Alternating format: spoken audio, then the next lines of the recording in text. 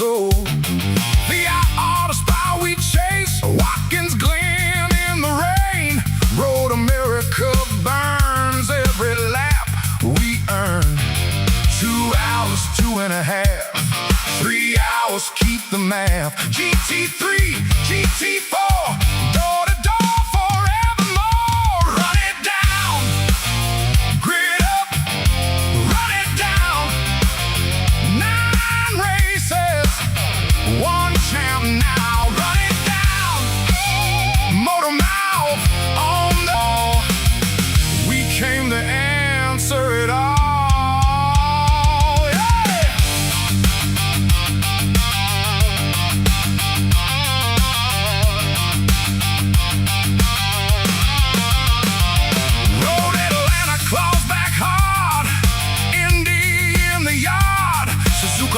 You clean, Barcelona in between. Sonoma dust and sweat, no room for regret. Every pit stop, every fight, we bring the whole night. 2 hours, 2.5, 3 hours, keep the math. GT3, GT4, door to door forevermore. Run it down, grid up, run it down. 9 races, 1 champ now. Run it down, motor mouth on the call. We came to answer it all.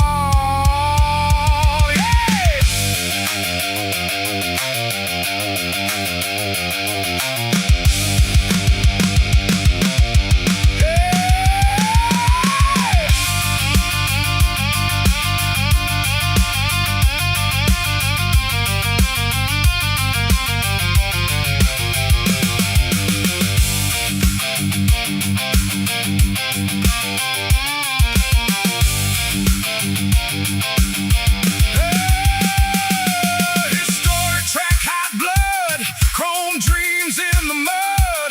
If you want that title run, you better stay in the sun. Nose to tail, wheel to wheel, that's the only deal. Hear that crowd lean in, we're gonna do it again. Run it down, grid up, run it down. 9 races, 1 champ now. Run it down, motor mouth on the call. We came to answer it all.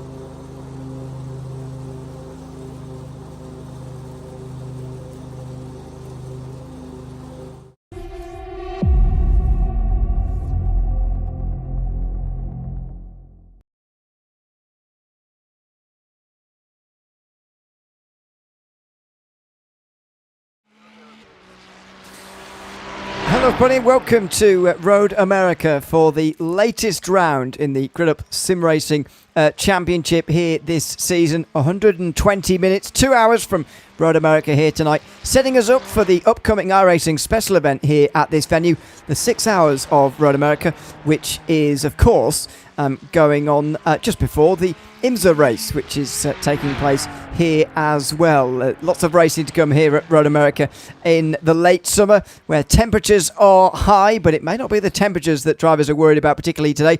It may be more about the rain. We'll wait and see whether we get any late on today. It is myself, Ewan O'Leary, alongside Tristan Herbst in the commentary box here on Motormap Broadcasting. And my home is behind the cameras on this occasion. Good to have you alongside me, Tristan. Looking forward to this one here today from Road America. Should be another great race today at this series. We've got a healthy field this time round. 14 drivers in GT3. Possibly 14 teams. We'll see how many two-driver teams are in here today. And 8 GT4 teams/drivers. And all but one of those 22 have attempted to qualify so far. So it looks like all of the guys who are in here at the moment are indeed going to race as well. But what do you make of Road America here, an endurance race around here? A new endurance race in IMSA, of course, in the real world, which has brought the iRacing special event calendar here. And therefore, it's also brought us here as well for round 4 of our championship this season. Yeah, absolutely. It's great to be alongside you again and to watch some GT3s and GT4s centered around Road America.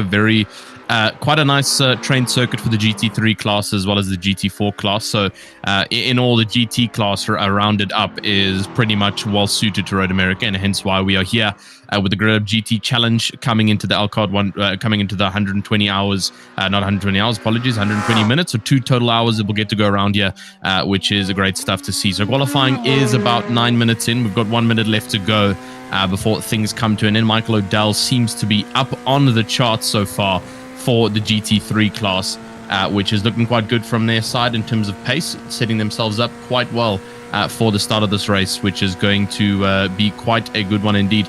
I believe from what I see here is that we do have the points from our previous events. So obviously, Alexander Cortez still sits at the top for the GT3 top driver standings with 191 points. Terry Cantwell in second, and then Ahmed Oman third. GT4 driver standings, you've got obviously Adam Jones currently sitting at the top there, and followed by him is then David Shreve and Andrew Fabian in second and third. So quite a tight grid still in terms of our GT3s and GT4s, and we go around yet again for another event in the series. And yeah, like I say, looking forward to it. Great track, great cars, and hopefully some good competition out on the track.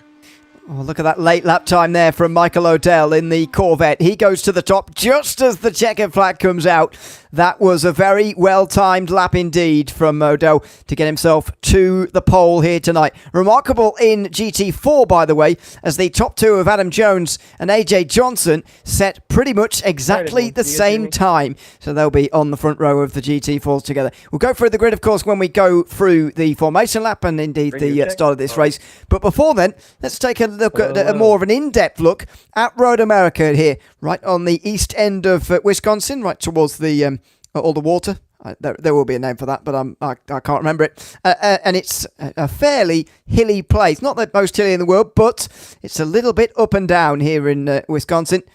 As you can see, a historic sports car racing, especially venue here is Road America. This layout in its current form in place since 2003, but the circuit itself in place since 1950. Long run down towards turn number 1 here, but doesn't make for as much of an overtaking chance as you might think, because it's a very fast and flowing opening corner through here, even in GT cars, as we're using here today, GT3s and 4s. Then downhill on the brakes towards turn 3.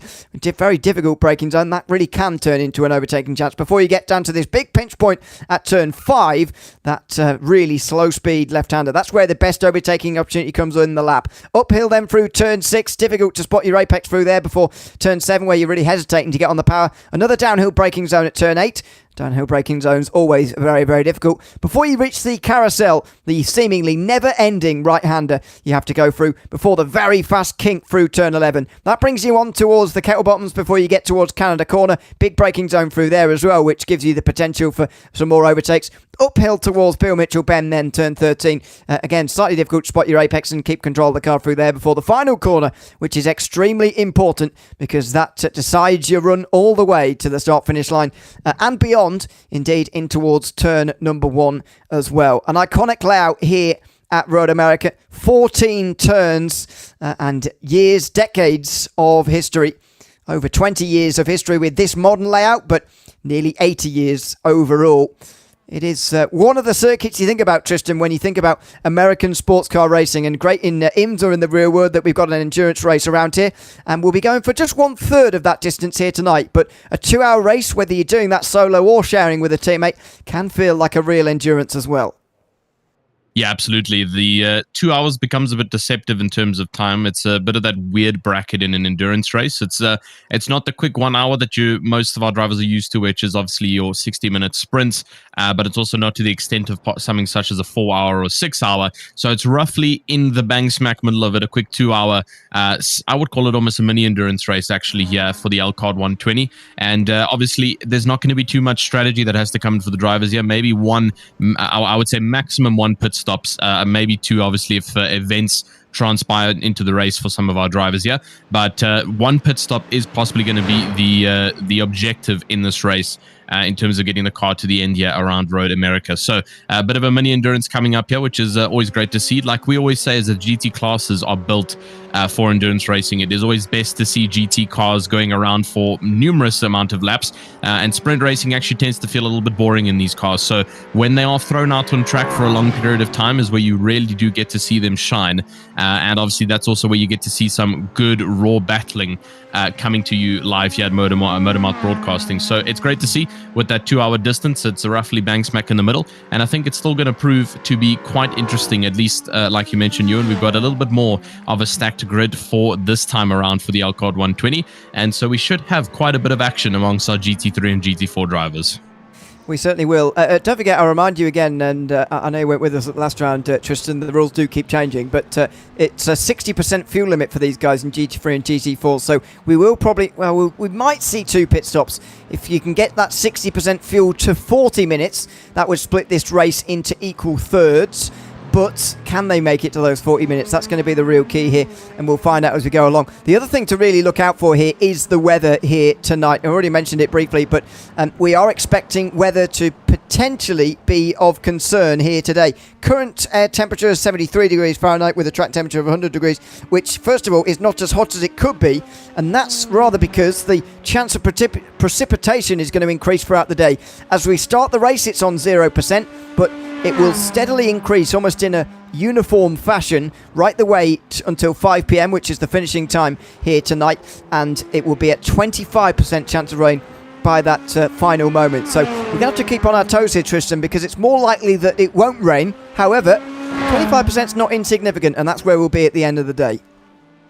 Yeah, I mean, 25, like you say, is nowhere near what we would look at something like 80 or 85% chance of rain, but 25 means that there's still a slim chance for it, and so we do need to keep our eyes peeled for it. Obviously heading, like you mentioned, into that final couple of moments in this 2 hour race. It is short, but there is proving to be a little bit of action that might spring onto us in the ends part, which is great to see. So, I mean, I hope that a little bit of rain maybe presents itself. It'll really throw a bit of an interesting twist, but we do officially have our starting grid. Yeah. Let's see how they're all going to line up for this Elkhart Lake 120. Michael O'Dell with that late lap time takes the pole here tonight in front of Alexander Claudio, who is going to be alongside in that Mustang. On row number 2, it's going to be another different manufacturer, 2 different manufacturers indeed. Javi Sierra and Harrison Holiday, sorry, back in the Mustang again. I'm misreading everybody. Javi Sierra makes it 3 in the top 3, but Harrison Holiday is going to be another one of those Mustangs in 4th position. All Porsche row 3 with Damian Hoverton and Heath Ollinger on row 3. Levi Wolf and Anthony Savignano are then on row 4. with a couple of different manufacturers again involved. They are Aston Martin and BMW on row 4. Rounding out the top 10 is Connor Sturgis and Terry Cantwell, who rounds out the top 10 there. Kevin Miller is going to be 11th place in front of Jason Holland in the 12th. As the drivers make their way out onto the pace lap, by the way, it is going to be a full pace lap, so we've got a bit of time yet to talk about these guys. Martin Cook and Alexander Cortez going to be next. A big race for Alexander Cortez going to be coming through the field. He's our championship leader, of course. Adam Jones and AJ Johnson set exactly the same times in qualifying, and they are on the front row of GT4 ahead of Pierre Pussy and David Shreve, who starts that car, shared very often with Mark Prince. Andrew Fabian and Daniel Chaminga are then rounding out the top 20, with the field rounded out by Xavier Williams and Brandon Berg. Now, Xavier Williams and Daniel Chaminga so far have decided that they're going to start from the pit lane, and they've already made that clear as such. Wonder whether Brandon Berg is going to race, because he was the only driver of the 22 not to actually set a time in qualifying, and so far is not on the grid either, or indeed in the pit lane. So we'll see how many we get to the start, but it looks like we're going to have more than 20, which is a nice field to have, really. It's split fairly evenly through the GT3s and the GT4s, but compared to some of the previous weeks, it does feel very, very busy. We did the race at Watkins Glen Tristan, the 2.4 hour race. This is going to be a slightly shorter race than that one, and therefore slightly less pit stops, maybe a little bit less strategy if they can go 40 minutes on a tank of fuel, but we'll have to wait and see. It's going to be busier in other ways because of the amount of cars that we got on the racetrack tonight. Yeah, it is great to see that the numbers have definitely gone up, and a big thing as well as the numbers have increased in both of our classes, whether it is GT3 or GT4, is the talking point of lap traffic that is eventually going to happen. I know it's a short race and only 2 hours long, but eventually the GT3 cars are going to catch up onto the tails of the GT4, which will prove to be a bit of a traffic challenge for our GT3 runners, especially those in front, who will aim to get past the lap traffic as quick as possible to keep the stride going up in front. But for the time being, like you mentioned, we do have a full formation lap, so it's going to be quite a bit of time that we've still got under the pace car. Drivers will be doing all their warm-up necessity needs, such as brake dragging and obviously swerving, getting those OMIs outside, middle, inside of the tire nice and warm and ready to go, and also making sure that the brakes are neatly warmed up for coming down into turn 1 and turn 2. Obviously, we mentioned there are a couple of sharp corners, such as turn 5, that come down from a long range from a rain sweep, which the drivers will have to be prepared for to slam hard on the brakes. Turn 1 also somewhat of a 90-degree right-hander that the drivers will have to slam quite hard on, and so you do not want to be facing cold brakes at that moment, because you will definitely feel it compared to your competitors. So for the time being, it's calming down the nerves for these 2 hours, making sure the car is prepped, making sure that the team is prepped and the strategy has been set. And then the drivers go racing for 2 full hours, GT3 and GT4.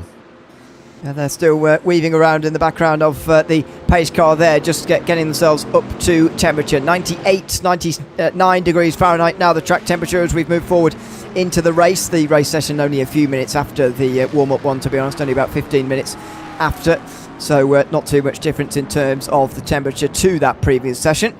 But it's cooling down. We've missed the heat of the day, which is where qualifying took place, by the way. That was in the mid 100s. It's about 105, 106 in that qualifying session. It was only a 5-minute session, though. And so guys were able to time it well to make sure they got through those laps without terrible tyre overheating, which can be a problem even up here in Wisconsin at this time of year, because we are racing in the middle of July. It's a summer race here at Road America, as it always has been, and that makes it the potential to be a very, very hot one indeed. Well, the drivers are just coming up towards the final corner right now, and we're almost ready to go in round 4 of the Grid Up Sim Racing GT Challenge here this season for 2 hours of racing at the Elkhart Lake. The drivers making their way up towards the start finish line now, and Michael O'Dell going to be in control of the field in that Corvette, followed by the 5 GT4s who'll be starting on the racetrack. There will be a couple more joining them from behind off of this start. The 2 of them absolutely locked together, O'Dell and Claudio, as they get underway 14 GT3s at the front of this race here down at Road America, getting this race underway for 120 minutes. Michael O'Dell in towards turn 1. He's going to be challenged by Claudio here. Side by side for the lead. Javi Sierra right in behind there in the McLaren as well, as the two maintain their overlap down the hill through turn 2, which is that very small bend to the right, and then into turn 3. Oh, he just has to back out of it though, Sierra. He had a little look there for second, but he couldn't quite do it. And despite the fact he was under the pressure there, Claudio, he still got the better run over Michael O'Dell, who, getting on the power there out of turn 3, didn't quite get that right. The Mustang in the slipstream here on the way towards turn 5 is potentially going to have another opportunity to get down the inside. It's not going to be Claudio, but steaming down the inside instead is Harrison Holiday, who looks to get back to 4th place and does indeed get back to 4th on this start through turn 5. It's a clean start through the field from everybody at the beginning of this race. Fantastic to see all 21 of them underway cleanly. Yeah, great stuff there from both of our classes, and a lot of competition coming dead off the bat down into turn number 1. We already saw Pierre Pausi and Adam L. Jones fighting out with each other, and then obviously the GT3s all the way up at the top. Michael O'Dell, Alexander Claudio, they've already distanced themselves heavily from Javi Sierra in 3rd place, but now Harrison Holiday and Damian Horvaton just behind both of them in the Porsche and the Mustang. And now Damian's got the inside line, and unfortunately Holiday runs wide coming onto the exit of the left hand, and an immediate move there, and a read from Horvaton to move up onto 4th position. Great read there, and he now chases onto the podium spots in the red and black Porsche. Unfortunately, Holiday has got to settle for that one and try and re-chase back on there with Heath Olinger, and chasing on now with Harrison Holiday. He's got Levi Wolf just behind in the Aston Martin. So lots of close racing still with the GT3s. Like you mentioned, a very clean lap that we got to witness with all of our drivers. Obviously, we do have one of the GT4s a bit further back. I believe that started from the pit lane, but the rest of the GT4s all still busy battling it out. Andrew Fabian gets past AJ Johnson. That's for 4th in the GT4. So much action up and down the grid so far. There's Pierre Pausi on the backside of Jones, falling off a little bit though, about 6 or 7 tenths, but all the rest of them still trying to follow and make some overtakes in the next couple of laps.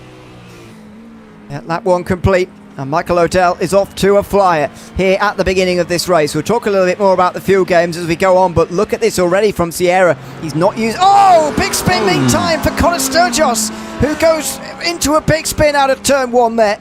We've already had a pit stop from Anthony Savignano, who has had trouble on this opening lap, and we've got trouble for the Ferrari as well.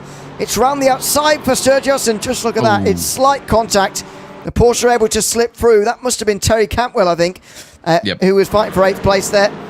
It looks like 6 is one of half a dozen of the other, really, doesn't it? Because it's always going to be difficult to manage that side-by-side through there.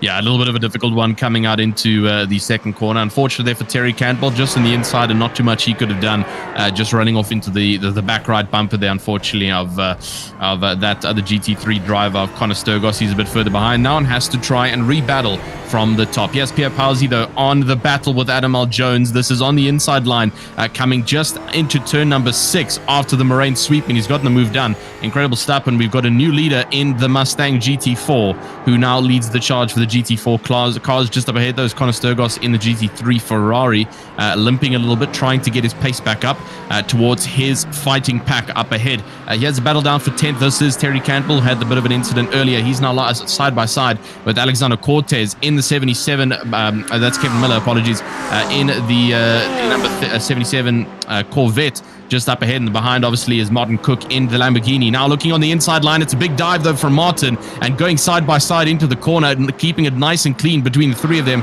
Unfortunately for the number 33 Lamborghini, he's got to step out, and just not enough speed he can generate to get past that Corvette. So a little bit of battling going on there for the battle for 10th, and Terry Cantwell will hold it for the time being. He's been involved in all sorts so far as Cantwell, as this race has gotten underway. 2 laps complete now, and we've got a bit of time now to mention it. If we just go on board with Javi Sierra here, I want to see what the kind of lifting off situation is like here for the McLaren, because when we were on board earlier, look at those 2 lights to the left, to the right hand side, sorry, that Sierra's just not using. There you see it there, they're not getting lit up, so a little bit more difficult to see, but look how he's just short shifting there. I wonder whether that is, sometimes it's actually more beneficial with some of these engines not to actually rev the nuts off them and actually go to the very top of the rev range, but I don't think that's what's happening here. I think Sierra is making a concerted effort to save some fuel here by first of all short shifting. That will do a little bit of the saving, but then also, you will have heard it there on the way towards turn 5, a little bit of the lifting off as well in the background of Claudio, obviously using that Mustang to punch a very big hole in the air for him. And they're trying to lift off, I think, to make 40 minutes. As you said, 2 pit stops might be what some people are hoping the maximum is for today. And if you want to do that, then you've got to make it to the 40-minute mark on each of the 3 stints of this race, and that will make you up to the 2 hours. But it looks like these GT3s will have to fuel save a little bit to get there. Yeah, it's good technique, though, coming from Sierra, sitting behind the Mustang there of Alexander Claudio. There's not too much he can do sitting directly behind in the train, so rather use the dirty air to pull the McLaren closer. And short shifting, also a great technique. It saves a minimal amounts of fuel, but obviously doing it consistently over the 2 hours is going to render some positive results. And like you mentioned, just a bit of coasting around some corners is also going to be beneficial for them. So a bit of strategy that our drivers already have to start thinking about. So no in-game thoughts have to come in. Almost a bit of a rear end tap though from David Shreve on the backside of Adam L. Jones. Apologies, I mean Pierre Pauzy up in front in that Ford Mustang. Almost into the back of him he goes now, fighting a side by side with Adam L. Jones, and on the inside the number 11 is going to go, and it looks like he is going to be able to stick it around the inside here if he can hold on just a bit longer. In the background though, it's Andrew Fabian who's trying to join in on this battle, and AJ Johnson in the BMW GT4 is also trying to keep in the train here, but it's highly competitive between our GT4s at the moment, and they're all putting immense amount of pressure. Jones is coming back on the outside of David Shreve for a potential launch attack into the next corner, which will give him the inside line. Is he going for it? And indeed he is. You can see the perspective here from Andrew Fabian. He's going to get the double overtake, and they've just sweeped it past David Shreve, who's just made an error, and he loses 2 positions in 1 corner. This is a remarkable fight, and it's allowing Pierre Pussy away from these guys because of the battle here for second position, now taken by Adam Jones. And by the way, neither of the two who were absolutely dead level after qualifying to the 1,000th of a second where they were, neither of them are in the lead right now. That's gone to the Mustang of Pierre Pussy, but how long is that going to last here? Are they all going to work together now to drag that Mustang back again? Because for all of this is an entertaining fight to watch back here in the fight for second place now. It's also pretty unhelpful. If they're trying to win this race, they need to try and work together to bring the race leader back. It does look like they might just do that for the next couple of moments before fighting again. But it is entertaining to watch at the moment, this GT4 fight. All for second place. Looks like it will soon be for the lead again, as that lead gap does just narrow a bit. Yeah, unfortunately, talking about a lead gap, it's not narrowing whatsoever for the GT3 class, and Mike O'Dell all the way up in front, 3.5 seconds ahead of Alexander Claudio. So it's currently a bit of a battle for second, and that's all that the drivers have got to hope for, unless the pit stop strategies can throw a bit of a curveball into the equation. This is currently on board, though, with Javi Sierra, and again, just possibly saving a little bit of fuel here or there. As you can see, no overtake attempts being made yet on Alexander Claudio to try and get around the inside or outside, and that could possibly be for the fact that once he's up in front, he's obviously going to get pushed on from the drivers behind, which might force him to push the car a little bit harder. In the background, the 2 McLarens trying to fight for track dominance. It's Alexander Cortez and Jason Holland as they go head-to-head with each other. Holland just in the background with the yellow McLaren has attempted twice already to get past that blue and purple McLaren, but just not enough to make it go by in one take. Here's now Kevin Miller looking up on the inside line of Terry Cantwell. On the back straight, they will go. He gets back in the slip to maybe get a little bit more of a draft before the first corner approaches, but as you can see, just nothing he can do to get ahead there, not even getting any kind of pull against the Porsche up ahead, and unfortunately has to tuck back in. He was hoping for some kind of speed advantage there, but just not given in the Corvette. This is a very exciting start to this race here at Road America tonight. 10 minutes down and still hour 50 to go, but so busy on this racetrack at the moment. So many fights happening up and down. Michael O'Dell, the leader, just set another fastest lap of the race so far, a 2-minute 4.0. That's more than 6/10 quicker than anybody else has managed today. Even Darren Hoverton, who set his personal best last time round of a 4.6, couldn't match that. He is now within this group though. And again, I wonder whether that difference is because these guys are fuel saving and O'Dell isn't. But it's one of those fascinating races where we're not going to be able to tell whether that's the case for some time yet, as Adam Jones has now led the charge to catching Pierre Pussy, and now he's down the inside and looking for the race lead in towards turn number 1, and he's got it. So the pole sitter returns to the race lead again after previously dropping quite into quite a dangerous position, back into the middle of that group back there, and more than 2 seconds off of the race lead itself. Yeah, lots of competition still happening in the GT4 class, and it's a nice little train that we get to witness. Javi Sierra has now made the launch, though, in front of Alexander Claudio, and he's now going to be sitting as the leading car, technically, in this train, with Michael Liddell already being 5 seconds up the board. And so now that fuel-saving techniques coming from the McLaren might go out the window for the time being, as he goes defensive against Claudio and Horverton behind, who are going to be trying to push on and get some overtakes on the 979 McLaren, who now goes up the back straight.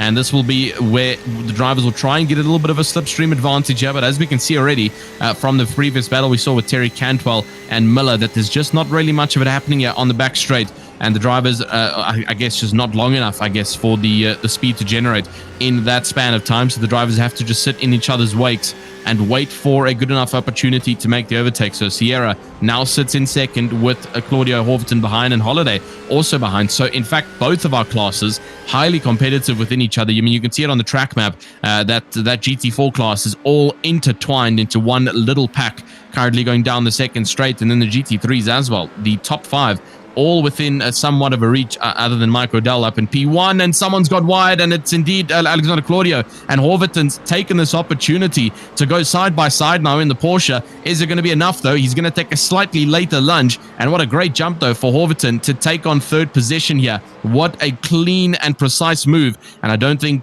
Claudio was expecting that from the inside. He's not waiting around here. Horverton is up 2 places now into the top 3 for the first time in this race, having made that move on Alexander Claudio down in towards turn 5 there, making that dive down the inside, which was successful. Now here comes the battle in GT4 again. The group is split apart here. The top 2 of Jones and Pussy a little bit away from these guys who are fighting very hard for third. Here's David Shreve down the inside of turn 1 on Andrew Fabian, and he gets it done here. And AJ Johnson, who was tied for pole here, although lost out to the tens of thousands to Adam Jones, is down in 5th at the moment, and this must be frustrating for Johnson because he's sat behind these two going side by side everywhere, and again, as entertaining as it is to watch, it's unhelpful for the race itself. They're almost making contact coming down the straight here towards turn 5 as well. That'll be even less helpful here. Let's see what happens on the brakes now. Inside line for Fabian, who should now get this position as a result, and does indeed, into third. So he moves up, but look at the gap now to the top 2 of 3.5 seconds as Horverton defends again from Claudio there. Yeah, I think this defense is going to be taking quite a bit of time, and it's probably going to be with us for quite a while out on circuit. Horverton will do everything that he possibly can to keep within this third position, as unfortunately Javi Sierra is already up by 1 second on Horverton here. So a bit of a gapping already coming from the top 2 based off of the top 3, 4, and 5. And so currently that train has minimized from 4 cars down to 3, with Horverton, Claudio, and Holiday all sitting in that train. Heath Oling is unfortunately 3 seconds off, and not necessarily in that fight. So for the time being, we are just scouring around our circuit, trying to find the best battles to bring you live here. Currently, we are on board with Harrison Holiday in the Bite Point Racing team, down in 5th position, number 921 Mustang. He's on the back of Claudio in 4th position, and Horverton just a bit further up in front, and these 3 currently fighting for 3rd position. Then obviously the GT4 is also still fighting it out, with now Adam L. Jones actually getting counter-attacked by Pierre Poussy in 2nd position, which could potentially transpire into a bit of a battle that we might be seeing in a couple of laps time. You can see the Mustang slowly but surely getting closer to the advantage of Jones, and so we might be seeing some kind of overtake coming soon. That time is minimizing on the back straight, so the slipstream is definitely working. However, it's going to be too far to lunge, and so he's going to have to work at it and pick at it for a couple of laps time before he can make a clean overtake. That's what it's all about in this endurance series, the Group Sim Racing GT Challenge here. This is round 4 from Road America here tonight, following the official iRacing special event calendar, because don't forget the iRacing 6 hours of Road America is coming up next weekend. Well, indeed it will be over in terms of the main afternoon split in Europe by this time next week on a Saturday. See, there will be other splits for those of you in America and Australia and everywhere else. But yeah, this is coming up next Saturday and Friday and Sunday, depending on which split you do in iRacing. And this series is all about getting you set for those iRacing special events coming up the week before. We've already been to Spa a couple of weeks before, the Spa 24. We were at Watkins Glen the week before the 6 hour there, and we were at VIR as well a week before a special event there. We were there for a 2 hour race. So yeah, it's all about setting you up for the iRacing special event calendar, which is growing year on year, of course, as down in towards turn 5, somebody kicking up a bit of gravel there, looked like Claudio that was, just in front of Harrison Holiday.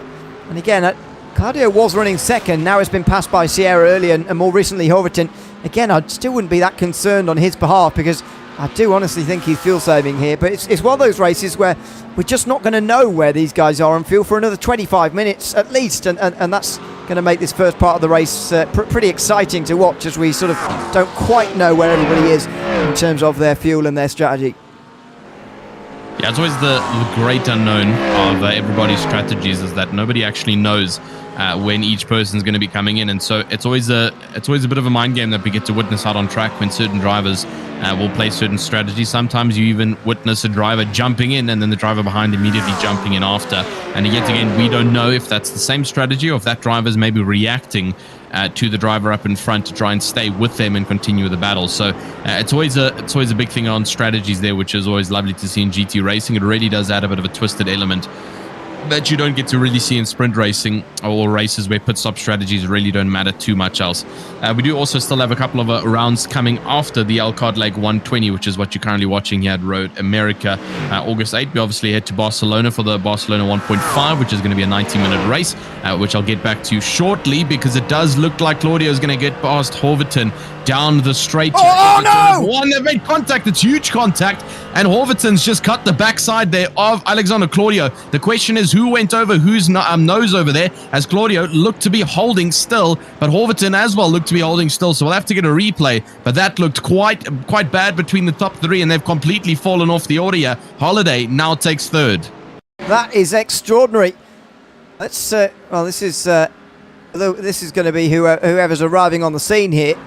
Here we go. So it's the first bit of lap traffic really to affect these guys. Claudio gets a better run than Hoverton. Now, as you say, who moves over on who here?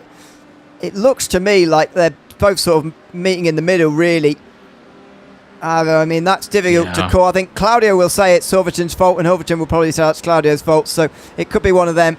But amazingly, Claudio gets away without big damage there, because there's not much runoff there. There's not much space between the walls. His tyres will be on fire, by the way.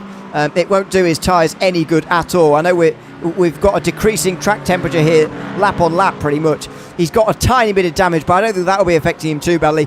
I think the tyres will be. Maybe he has got a bit of damage, really, that's affecting him right now, but we'll have to see.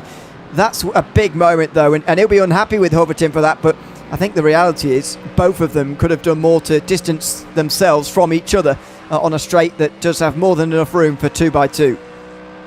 Yeah, I fully agree with you on that regard. It definitely looked like the two of them were kind of meeting in the middle, trying to put as much pressure on each other as they could, and unfortunately meeting in the middle, eventually the middle begins to completely dissipate, and you kind of just meet each other by whacking each other with your elbows. So there we can see a bit of a visual demonstration with our insanely cool drone that gets to fly around the car. So a little bit of bump and scratch on the backside. It definitely looks like the front has sustained a little bit more damage than the rear, which is rather the better option in GT3 racing. The rear is a little bit more sensitive to damage compared to the front nose of the car. The driver will feel a very, very minor amount of aero drag and maybe a little bit of understeer, but it's a lot better than getting damaged on the rear, where you may feel something worse. He has another battle coming out on track. This is Alexander Cortez and Heath Erlinger moving up to the number 25 versus the 346. Same corner where we saw the incident happen now with Hoverton and Claudio, and it looks like these two will keep it clean, but it's going to be quite a hard fight. Erlinger's not going to give it up at all, and the better rotation of the Porsche just getting a neat overcome of that hill and stays up ahead. He has a bit of lap traffic, though, as we do currently see Alexander Claudio. He's not trying to get back past and makes a bit of contact there with the GT4s. They're currently blocking the road a little bit with their masses, and just up ahead of him is Levi Wolf, who he's actually trying to compete with, as well as Jason Holland in the McLaren, in the yellow McLaren just up ahead. Yeah, Holland in the middle of the road here, really, just defending as he can from Wolf, who moves it to the outside and then has to turn back to the inside here, if at all possible, for turn 6, but that's going to be a difficult run for him to get.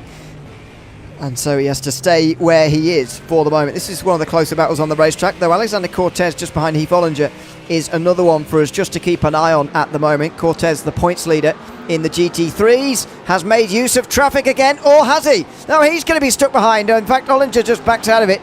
He didn't fancy going around the outside the carousel there, and Cortez is finally now going to get past AJ Johnson there through the carousel. But what a drive this is from Cortez. I think he's going to get some severe challenge here to catch Michael O'Dell, who's actually leading this race. But he's given himself a big challenge here, the points leader, because he knows he's such a quick driver, and already within, 20 minutes, he's into 4th position after starting in 14th. That was a bit of a wrong footing move for Levi Wolf, as he didn't know where to go around David Shreve. And there he goes, looking to the inside, Claudio. He can't work his way past, and has to stay in 9th place here. Long way down, Claudio, compared to where he was running earlier. Yeah, almost a bit of a fumble foot there coming from Levi Wolf. He stumbled over the curbs trying to navigate the traffic and almost actually debounced and lost the rear there of that Aston Martin, so I had to be a little bit careful on that front. Obviously, like we mentioned, Claudio behind is putting pressure to try and get back up into the top 3. And then we obviously have our points leader, like you also mentioned, of Alexander Cortez, currently 10 places up and trying to chase onto some kind of throne position here, further extending his lead. He's got a bit of lap traffic that he's got ahead of, but the talking point that you mentioned there, Ewan, which is going to be very interesting for Cortez, is if he's going to be able to catch up to Mike O'Dell, because that's now an 11-second gap to Harrison Holiday, and obviously Alexander Cortez has still got to catch onto the backside of Damian Horvaton, and then Harrison Holiday, and then Mike O'Dell. So it's going to be quite a bit of a chase he's got to do. He does have the time for it, though, right? It's still a full hour and 40 minutes left to go, which is ample time and ample room for opportunity and errors to strike from any drivers. And so he's just got to put his head down here and try and keep the consistency spree up in terms of this race. Back on board, though, Jason Holland. He's still a bit further down in 7th. Trying to defend from Levi Wolf, and for the time being, he's doing a pretty good job at it, because Levi Wolf has backed up a significant amount. Yeah, just struggling in traffic ever so slightly. I mean, there's only 7 of these GT4s. They're outnumbered 2-1 by the GT3s in this field. However, they're having such an effect on this race, and already have done in these fights that we've been able to watch. It's been remarkable the way that they've had effects. There's the last of them. Haven't seen too much of Daniel Tomenga yet, but there he is down the back of the field. Xavier Williams is 7 seconds up the road, and the only other driver to start from pit lane today. The 2 Mercedes both starting from the pit lane in today's race for whatever reason. The Elkhart Lake 120, not entirely sure why they decided to do that, by the way, but they have done. Whoa, that's Shreve getting it. Is that Shreve getting it wrong there? I'm not sure. It might have been. Oh no, it's Pierre Pussy, sorry, the leader in GT4 getting it wrong. Just as he was passed there by Wolf and Claudio, who went 3 wide. I guess distracted by trying not to crash into those 2. He just went too late on the brakes. He very nearly hit the Aston Martin, and he went deep in towards Canada Corner, and that has allowed Adam Jones right back to the race leader in GT4. It's allowed Claudio through on Levi Wolf, by the way. That fight was happening anyway, and here comes Wolf again. He's just going to give a push to that Ford Mustang, sorry, but Adam Jones given a lifeline in the GT4 lead battle there by an unforced error from the race leader.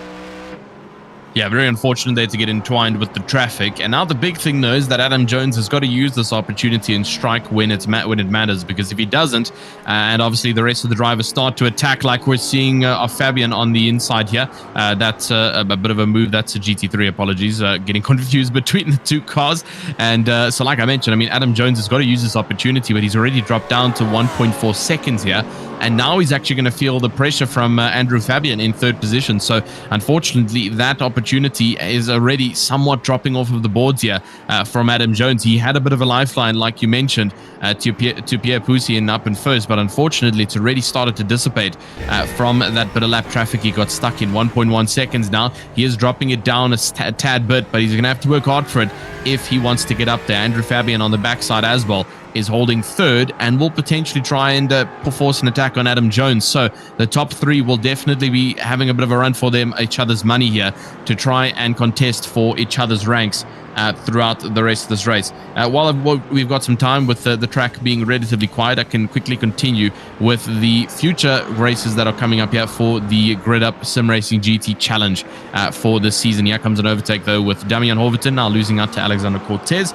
We've also got the Barcelona 1.5 coming on after this. Like I mentioned, the Suzuka 120, which is another 2-hour race that comes September 5th. September 19th of the Atlanta 1.5, that's your 1 hour and 30 minutes. And then your Indianapolis 2-hour, which is October 10th. And then your final one for the Grid Up GT Challenge is going to be the Sonoma Valley 120, which is again another 2-hour race in November 13th. So quite a couple of races still coming to you live here for the Grid Up Sim Racing on Motorbath Broadcasting. Definitely not the end of it, but what a great and interesting race we've already had so far for the Elkhart 120. Yeah, we have had a very lively first half an hour here at Road America here tonight.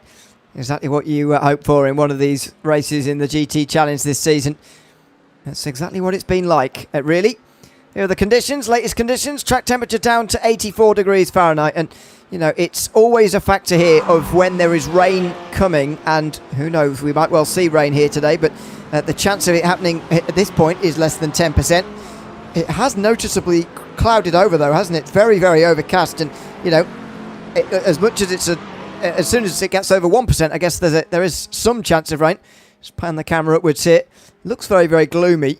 Doesn't look quite as gloomy in the sky, does it? But the sun must be behind a cloud somewhere, because it is rather overcast. It depends on a million things, though, doesn't it? Depends where the wind's blowing, depends on how fast the rain is moving, if it's even moving towards us at all. But we are in the window where there could be rain at this point, as much as the chances of it are still relatively small and will remain very small. Even at their most, there's a 1/4 chance. You know, it's really not likely, but you just never know when there's a forecast like this. Yeah, and that's always the joy of it with the forecast being slightly unpredictable, is that you won't really know. And so, I mean, we'll get a couple of camera angles every now and then. We'll be able to see a bit of the skyline, and I can already see a couple of clouds are moving in every now and then over some sections of the circuit. But obviously, overcast doesn't always mean rain, and so that's something we'll have to just watch for. Here comes an overtake yet again. Levi Wolf fighting back on Alexander Claudio, and I thought he was just going to leave him alone, but it does not look like it. He's trying to fight back for the same position, almost gets forced out wide, and there's almost contact between himself and Terry Cantwell, who now joins in on the fight. And I don't think Levi Wolf saw Terry Cantwell there. He gets forced out wide, and Terry Cantwell now loses the stride up the straight, and he's actually going to lose out in the background now to Jason Holland, who is going to be moving ahead now of Terry Cantwell. They fight it out with each other, but I believe into the pit lane goes Jason Holland just as he was about to make that pit stop, decides to pull the car in. So now Kevin Miller's on the backside of Terry Cantwell, who is limping down the back straight from having an unfortunate entry to it. And on the inside line is going to come Kevin Miller. So what a change of events we've seen just out of one corner there, with Levi Wolf surging an attack on Alexander Claudio. And it's just completely thrown everyone into a bit of a turnbull there. And Terry Cantwell, unfortunately, not getting what he wanted and loses a couple of positions as a result. Yeah, that was a lively couple of moments, wasn't it? And unfortunate for Cantwell, really, that he was given the short straw with that one. Don't worry about his wipers, by the way. It's not raining yet. He's been pushed down to 10th place. It could have been worse if Jason Holland hadn't decided to come in. Martin Cook is also in, by the way. That's after 13 laps. Now, is that them running on full gas and that's as far as they can go? I'd be very surprised if that's all that 60% fuel could get them, less than half an hour. I mean, I would say that 60% should be able to get you 36 minutes, maybe a bit less, 35 at least.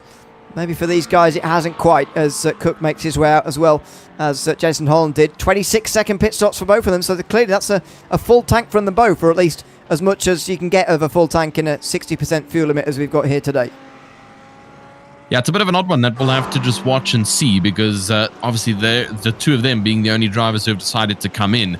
The rest of our drivers still staying out on circuit, trying to get a little bit further extension on their current tanks. And so we'll have to just look at what the trend is looking like when most of our drivers are going to be coming in. Like you mentioned, 36-minute mark is roughly the calculated estimate for that full 60% tank. But I can't lie to you, a bit of a weird side there for Jason Holland and Martin Cook coming in slightly earlier than our grid, because yet again, have Javi Sierra and is going to come across the checkered flag line again, and he's not going to be going into the pits, and nor will Heath Olinger. So the two of them can definitely run on longer here and will be able to extend their tanks even further. Javi Sierra, we've been seeing him for this race, does not like making any kind of dangerous dive bombs that could potentially risk him. He sat for quite a while behind the likes of, I believe, whoever was in second at the time, and then only made the dive further on, and now obviously a bit further down in sixth position after 15 laps of racing, about to embark on half an hour, which will already mark a quarter of a way through this 2-hour race, and that's how quick the racing goes here in a mini endurance. And so not much time left in the retrospective of things for the drivers to make their untimely moves. And here comes the launch. Javi Sierra on the inside of Heath Olinger. Well, that is a bit of a surprise. As you say, he's been pretty reluctant to make these kind of dives so far. And there he goes down the inside and into the top 5. So, nice move made. And maybe a little bit less fuel saving then from Javi Sierra coming up in the future, because that was the story of the day earlier.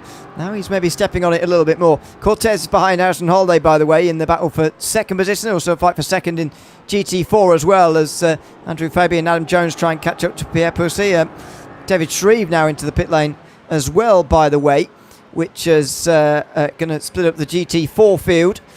Again, we'll see whether they can make it to 40 minutes, but we're less than 10 minutes away from that point now. This is the moment in which we're really going to find out what the strategy is like for these drivers in the, well, all the way through the field, really, and as far as how many pit stops they're going to make today. Yeah, absolutely. The amount of pit stops is going to be an important one, and it's definitely going to determine who's going to be coming out on top here. But you see Michael O'Dowd has now come out to the pit lane, I believe, no, coming into the pit lane now only, so he's stopping. So the rest of the drivers will be going past. Harrison Holiday and Alexander Cortez seem to be going on for a little bit longer, and they will push on into second, well, first and second now, with Michael O'Dowd coming in. Javi Sierra seems like he's also staying out on the track. So Damian Horvaton, Heath Olinger, they also come in. And so these two up in front seem to be pushing these two cars as far as they possibly can in this remaining time on that 60% stint. And so we'll have to see when the two of them are going to be required to come in, or if they can stay out for a little longer and possibly extend it up in front. This is going to be the interesting part now, with it being already a quarter of our way through and a couple of pit stops already happening. I don't know if that 2 pit stop is going to be a possibility here for our drivers, even after a little bit of fuel saving that we saw from Javi Sierra. The rest of the grid coming in at 32 minutes long, and like you mentioned, these drivers need to see at least the 40-minute mark in order to make this a 2-stop strategy. And if it's anything before that, then it's going to turn into a 3-stop strategy to try and make it towards the end of this race. So it's going to be very interesting to see what kind of strategies the drivers are going to be pulling coming towards the end quarter of this race, as now we see Andrew Fabian and Adam L. Jones and Pierre Poussey all coming into the pit lane now. Same with AJ Johnson. So all the GT4s seem to be following each other into the pit lane. They will come to get their first pit stops done. Yeah, looks like it might be a stretch too far for certainly those GT4s to make it to the end of the race on just 2 pit stops. Looks like it's going to be a 3-stop day. In fact, you need to make it over half an hour to make even that possible. So they've not made they've not made that mark too comfortably. Interesting to go up on the jacks for Fabian, but not for Pierre Poussey. Yes, for the Aston Martin. It didn't seem that AJ Johnson could quite find his pit box, but he hasn't gone for tyres. This is very interesting that pretty much half the field have gone for them, half of them haven't. Hassan Holiday and Alexander Cortez now both into the pit lane as well. You'd need to carry on for another 3 laps, by the way, in GT3 to be able to go on and do this on a 2-stop race. So nobody's going to be doing that. Javi Sierra also follows them into the pit lane. Pierre Poussey's out first in GT4 after making a 30-second pit stop. Some of the others going on for a little bit longer. It looks like a shorter stop for Pierre Poussey than maybe it is for some of the others. And look at that. The reward is a 7 or 8 second lead here. Yeah, it's a great jump up on the boards there for Pierre Poussey, and obviously 7.4 seconds is going to be a huge dive on Andrew Fabian, and quite a good strategy indeed. Harrison Holiday and Javi Sierra have now come into the pit lane, and so that will technically promote Michael O'Dowd back up into the top spots in this race in the Corvette, and there we do see him passing those 4 cars who will be pitting slightly later around the 34-minute mark. The question is obviously, when are they all going to be coming in at the end of this race for that final pit stop, and how will it result, how will it look like for all of our drivers as they come in to finish off in this race. So Michael O'Dell will now take back into P number 2, and it looks like our leaderboard seems to be resetting itself back to what it looked like before all the pit stops happened. So nothing really changed too much, with Harrison Holliday still sitting in 2nd, Alexander Cortez still sitting in 3rd, trying to put pressure to get up into 2nd, and then Damian Horvatin just a bit further behind in 4th position, with Javier and Heath Olinger and Alexander Claudio, those drivers who pitted slightly later, coming out a bit further down. So Javier down 5th position. There's Levi Wolf down in 8th position, still putting pressure on Alexander Claudio in 7th. And so these two are going to be fighting it out for quite some time. We've been seeing them already fighting it out for quite some time, and they're just going to further extend that fight for an extended period of time as they continue around the circuit here. Heading down the Moraine sweep, they will go into the tight braking zone of turn 5, turn 6, turn 7. And so that's going to be quite interesting to see. And here comes the dive, and I was wanting to see if it would happen. And Levi Wolf sees a bit of an open door, forces Claudio onto the curbing on the outside line, and now goes side by side into turn number 5. But now into turn number 6, is he going to be able to hold it? And it looks like he is. But now Claudio is going to have the inside line for the next right-hander, and it looks like he's just been able to hold it. But Wolf had to pull out there in order to save the car. Yeah, exactly. There was a bit of side-to-side contact there, and it wasn't sure that they were both going to survive that, really. They just got into it a little bit, and Wolf made sure that they both got through by just lifting off, and Claudio then gets the position. So he's back to 7th. That's still 5 down, don't forget, though, on where he started today. Nobody else really has moved down in the same way. Unfortunately, we do have 2 retirements already, which is making up quite a lot of the... Here's a replay of it, by the way. Moved down the inside from Wolf. And a good job around the outside of turn 6, especially from Claudio, because that's not an easy thing to do through Corvette turn there. But just that slight bit of contact there. There was space for Wolf to carry on, but he didn't want to get involved in anything there. And so he just backs out of it and lets Claudio go through. Here's the next closest battle in GT3. And Alexander Cortez, after getting through on Damien Horvatin, has not been able to drop the drive of that Porsche just yet. So encouraging signs for some of the others in the pack that they're able to stay so close. Harrison Holiday also being caught there, as Andrew Fabian and AJ Johnson meantime go battling. AJ Johnson, the front row sitter from this race, moved from 3rd into 2nd position with that move down the inside there. Yeah, great move there from the likes of Johnson. He now sits into 2nd. And then obviously Fabian now pushing onto the backside with 2/10 of a gap. So these two should be fighting out relatively shortly. We'll be probably passing back between the 2 current battles that are active out on circuit. That's still Alexander Cortez and Damian Horvatin for 3rd and 4th position. And obviously, like we mentioned, Cortez was able to make the overtake on Horvatin, but no kind of getaway, it seems, from Horvatin for the time being. And he's still holding on from about 3/10 or so behind the likes of Alexander Cortez. So definitely still within attacking distance here. And he's got to watch out from behind from that black and red Porsche, who we've seen make some good dive bombs over the series so far. And so we'll have to wait and see if Horvatin is going to make this one stick and potentially try and attack back on the position he lost for the final podium. He is now 7/10, and it looks like the traffic has really brought them closer to each other, as it's gone down from 3/10 now down to 1/10, and Horvatin almost making an overtake on the inside line there as he tries an alternative line around the back market of GT4 and almost switching it around yet again. This is good racing coming from the two of them. Let's hope that an overtake can be made shortly, and then we can get to see a bit of a switchback coming from these drivers as they repeatedly try and fight for the final spot on the podium here in this race. 38 minutes in, almost about reaching the first hour done and dusted. 33% of the way, 50% of the way done and dusted once we get there, and not much time will be left to play for. So Horvatin has got to make his move now, and he's got to make it stick if he wants to get into 3rd. Yeah, it looks like he's on his way though here, Horvatin. He's in the slipstream. We know the Porsche's a bit stronger in a straight line these days, especially compared to the McLaren, which has always been a pretty good one in a straight line. He's not quite close enough here though. That's what I mentioned it in the track layout run through earlier. It's such a long straight there from the final turn in towards turn number 1, but it's such a fast corner, turn 1, that you don't really see much benefit to of having had such a long straight beforehand. So you end up really at where you started. And the next interesting thing for them is not necessarily the Aston Martin of Adam Jones there. They've got to overtake, but in fact these two, when a fight in GT3 comes across a fight in GT4, and that's the one between Fabian and Johnson, which, by the way, while we weren't looking, has switched again in favour of Andrew Fabian, so they keep exchanging places. Yeah, it's good to see that a bit of competition is still alive with the GT4 class, and obviously that's not going to get intertwined yet again with Horvath and Cortez.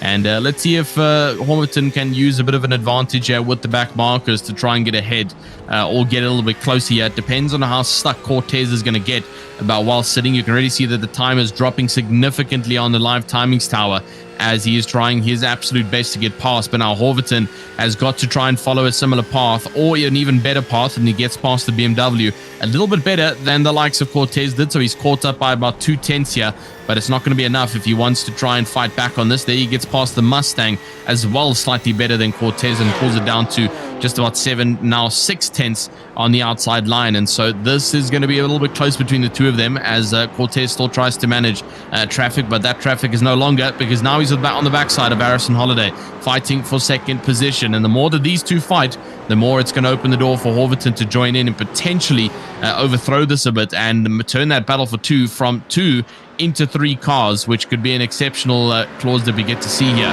coming into this first 40 minutes of racing, with Cortez now putting immense amount of pressure on the backside of Holiday. Hopefully we can see a bit of a change up coming in the next coming laps. Still a lot of laps to come here tonight. We are indeed to 1/3 of the way through this race, and that's all it's taken, Alexander Cortez, to move into the podium positions. Again, I think he's going to have his work cut out actually staying with Michael O'Dell here, to be honest with you, given the speed of that driver out front, 14 seconds out front. But you can see, compared to the other parts of the field, just the speed that Alexander Cortez has actually got here as he moves now to the left-hand side and potentially through on the Mustang down towards turn 5. It's late on the brakes from Cortez on that inside line, and the question for Harrison Holiday is whether he can actually stay with him now or not. He can't keep Cortez behind him. Can he stay in his wheel tracks in that McLaren and maybe use Cortez to actually catch up to O'Dell? Yeah, that catch-up's going to be a bit of a difficult one if we're looking at the best timings over the session. Obviously, everyone from 3rd down to 12th is sitting between a 2:03.8 and a 2:05.5.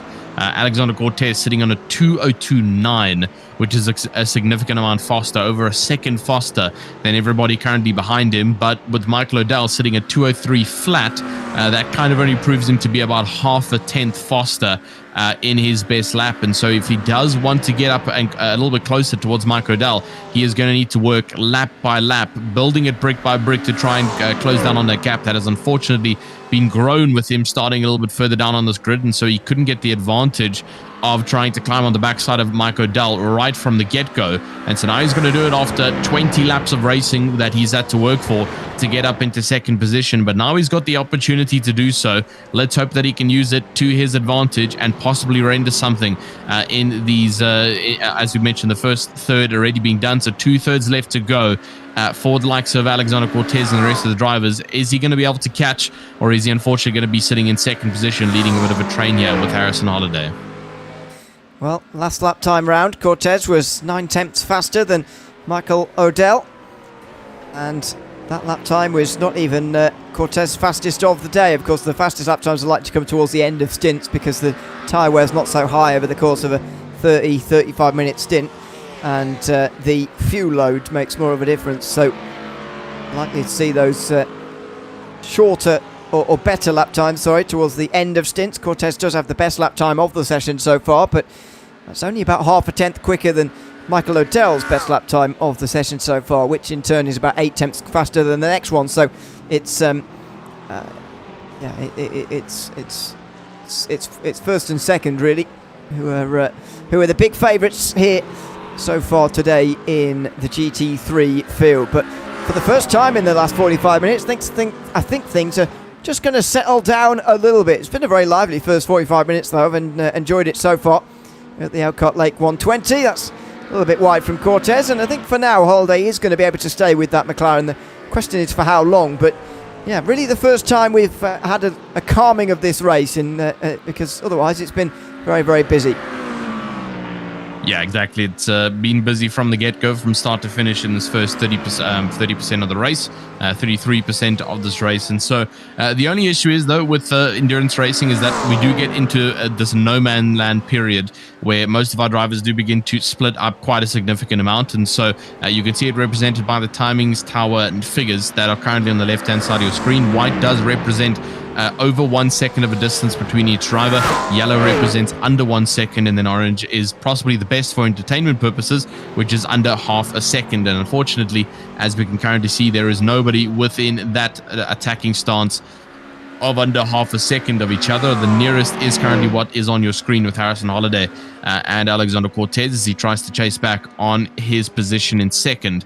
The rest of our drivers all currently split out on track. You'll have a couple of GT3s here or there who will be getting past lap traffic, but it is not for any kind of position. And now talking about it, Holiday has dropped out of that under 1 second gap, and it's over to 1.2 now. And so all the figures white on our timings board tower, which is rather unfortunate to see. There he dips it back in, but I think it's going to be a bit in and out throughout this race. Talking about it though, Ewan, that gap was 14.5 seconds between Cortez and O'Dell.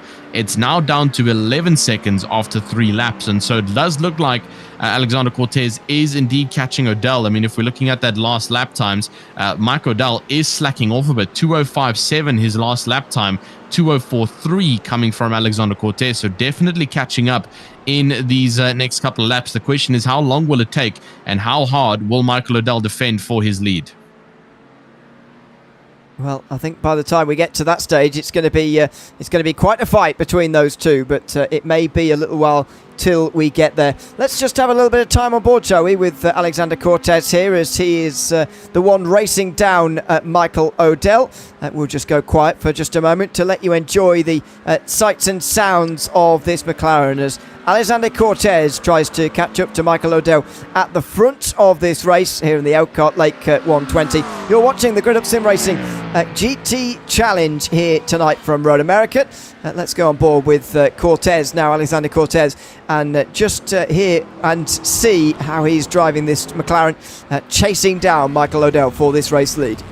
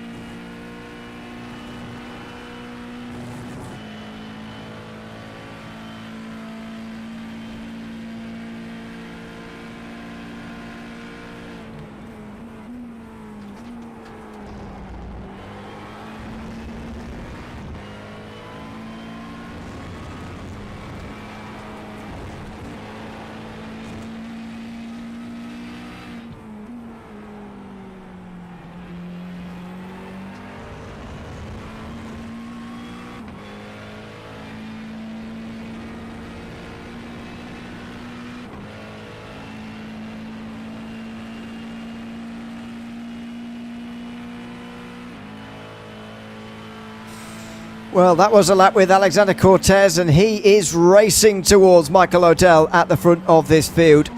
3 seconds nearly gained last time round. A 2 minutes 3.6 plays a 2 minutes 6.5 from Michael O'Dell.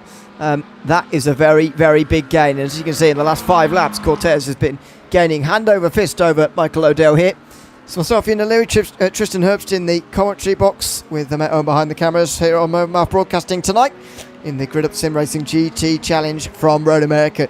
This gap is coming down, Tristan, quicker than we could have ever imagined, and the battle for the race lead has been closed in the last lap while we were away as well in GT4, as Andrew Fabian has left AJ Johnson behind, and now he's fighting for the lead.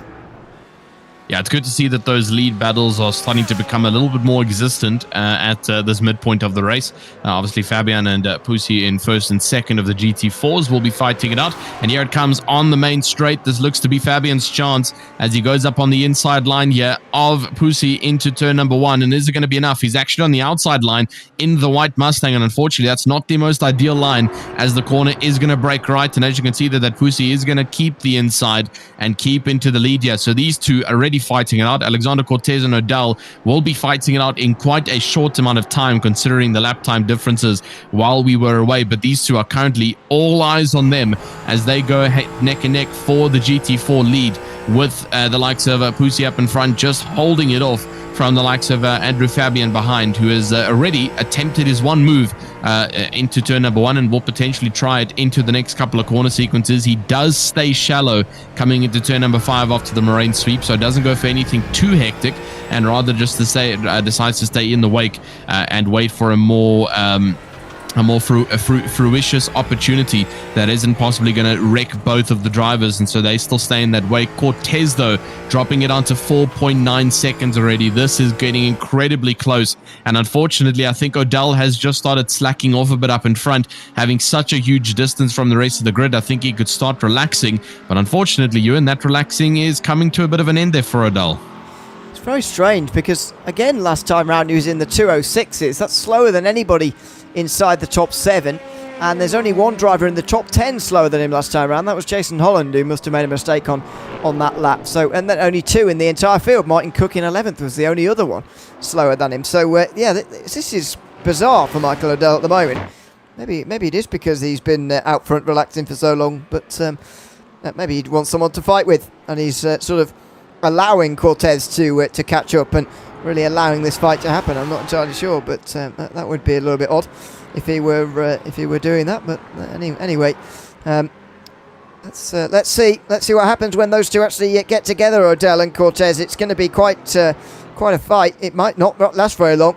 It might go the way of Cortez very quickly indeed, as that's a good run from Fabian coming out of the final turn, and he's going to get alongside Pierre Pussy already here on the way towards the start-finish line. If this were the last lap, that would be a very close photo finish indeed. I'm not actually sure who was ahead by the line there, actually, between those two. Fabian's on the inside, though. He's certainly got his nose in front by the braking zone here. Pussy braking later on the outside, though. Looks like he's going to hold on to this position. Fabian having to back out of it. So, yeah, these two properly fighting for this, as we've seen in GT4 pretty much the entire day, for whatever position it's been. Yeah, it's been good to see the GT4s have begun lighting it up. Unfortunately, it's not the same for the GT3s as much as we wish it to be. Michael O'Dell could also be on a heavy fuel-saving strategy here, possibly trying to extend it out by trying to obviously pull that distance and go for slightly less pit stops.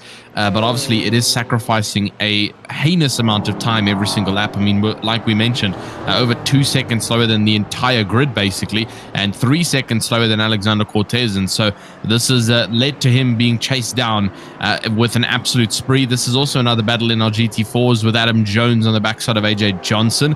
And so these two will start to get together now and fight it out. So will happen, though, with our race leaders of the GT3, as Cortez is now 1.8 seconds behind and has just been gradually decreasing it. You can now see in the background, and I'm not gonna lie to you, this is not even the case for O'Dell of just being caught up by Alexander Cortez, because he's being caught by Holiday and Horverton as well. So something definitely up with O'Dell, and either running a very heavy strategy here to try and save fuel, or just something up with the car as to why he's going so much slower than the rest of the grid. Yeah, I just don't really see the point of fuel saving when he's gone out so hard as he did in the first stint there. It's not like his first stint was so short that he was in danger fuel-wise of actually needing to make a fourth pit stop, which would be too many around here for a 2-hour race. He's well in the 3-stop window, but for whatever reason, he's all at sea at the moment. The last lap time was indeed the slowest in the entire field, of the 12 still running. In fact, Alexander Claudio's disconnected, so you can discount him, but the other 10 in this GT3 field still. Look at the amount of seconds he's losing lap on lap here. It's absolutely extraordinary, considering the start that Michael O'Dell had to this race. He's really slowing towards Canada Corner here. Does he have any damage, I wonder? Let's see what his steering's like here. He looks all right. I cannot see a reason right now as to why Michael O'Dell should be going this slow. You can see the lifting. Yeah, he is lifting off massively. I cannot understand what he's doing this for, but he's given up basically a 15-second lead for this. And for the first time, Cortez is in that rear view camera now. He's closing in. He's actually at the corner. It's actually quicker in a straight line, so he's not going to do it into turn 1. But Cortez is here for the first time in an extraordinary turnaround of the last 20 minutes or so. Yeah, so it seems like for some reason going for an extremely heavy fuel-saving strategy there with all the lifting and coasting he's doing. But the real question is, was it worth the 15-second gap that he generated to the rest of the grid? And did he, what was his expectations of Cortez catching? Because obviously it's happened way faster than it should have if he was not saving all that fuel. This is the fight yet again, though, with the top spots, with Fabian on the inside line now. Now back onto the outside line. He's going to tuck behind Pussy into the next corner, unfortunately, as he does get forced back. And so a good amount of fighting going on between them. But here's back to the lead fight. And finally, the yellow Corvette appears on the live stream, because he's finally got a bit of a fight on his hands. And yeah, it's still just confusing as to see why he's done such a weird strategy. It genuinely could be the fact that he just wanted someone to race against, because if he does start to speed up gradually now and actually have a good fight between Alexander Cortez, it could have just been a bit of a boredom thing and not wanting to actually spend the entire of the Elkhart 120 sitting out in front with a 15-second gap where it's just lap by lap of no interest whatsoever. Now he's at least got a bit of a fight with Cortez and possibly Holiday. If the two of them continue fighting, Holiday might be able to catch up here, which also could prove to be quite interesting at the end of this 2-hour race. Yeah, GT4 getting ever closer, just while GT3 is as well. Now O'Dell slowing towards Canada Corner, does let Cortez through. Not intentionally, doesn't look like, but just the speed that he's going at the moment just wouldn't be able to keep Cortez behind for any longer. Cortez slips through on that lap car into the penultimate turn as well, and already he gets a bit of a slap in the face from traffic there, does Michael O'Dell. But I wonder how this is going to change now, because we're just about halfway through this race. Does that lead change now, the fact that O'Dell is in behind Cortez? Does this change anything now for this group, I wonder? Does this mean there's going to be an upping of the pace now from Michael O'Dell, I wonder, now that he's behind? Yeah, I mean, you can just see how early on he's lifting this. And so he's still busy lifting even while behind Alexander Cortez. So there must be an ulterior motive to this as to why he's doing it, because he's doing it while being overtaken already. So it's not even for the sake of wanting a bit of a battle on his hands, although it seems like he's going to get it, though, because the likes of Cortez now getting stuck behind one of the GT4 drivers, and O'Dell putting pressure on the inside line now. So it looks like all that idea of fuel saving has gone out the window for Mike O'Dell as he wants the position back. He now dives into the inside line and rather sits behind Cortez not to do anything risky, and will try and push on again for the next 0.3 of a second that he's behind. And this has allowed for Harrison Holiday to significantly close down on the gap. It's gone from 3.3 down to 1.8, and he's just a couple of corner sequences away here from joining into the battle for third position, for first, actually, apologies, which could be quite an incredible feat there for Holiday, as he's had a bit of a tumble and turn in the beginning of this race, sitting roughly in the mid-pack. Now he'll have an opportunity to try and fight it out with O'Dell and Cortez coming into this last hour of the race, and this is entering sprint territory. The last hour of this race is that final push for these drivers to just put their heads down for the last half and make sure that they get those lap times in, get the strategies in, and make sure that they make it to the end in the correct positions that they would have hoped to try and finish in. Yeah, indeed. Look at how busy it is down here, by the way, into Canada Corner. Alexander Cortez, the leader, getting caught in this. That's Adam Jones, first of all. This is the 4 leaders in GT4, by the way. Here comes O'Dell next. He switches from one side to the other. I've thought about going around the outside initially, then switches to the inside. Now he's going to switch back again on the BMW, and Pierre Pussis comes into the pit lane, maybe as a reaction to the onrushing GT3 pack. He comes into pit lane after 25 laps, and that is 3 laps shorter than what you'd expect. So I think that's a direct reaction to the onrushing pack, and interesting call there being decided by the traffic itself. You don't see that too often, but maybe that's going to turn out to be a smart call that gives him that race lead back again. Yeah, so it looks like it's probably going to be a bit of a 3-stop strategy here for Pussy down in 6th position now. They're only an hour into this race, 20 minutes away from the previous stint that we were doing.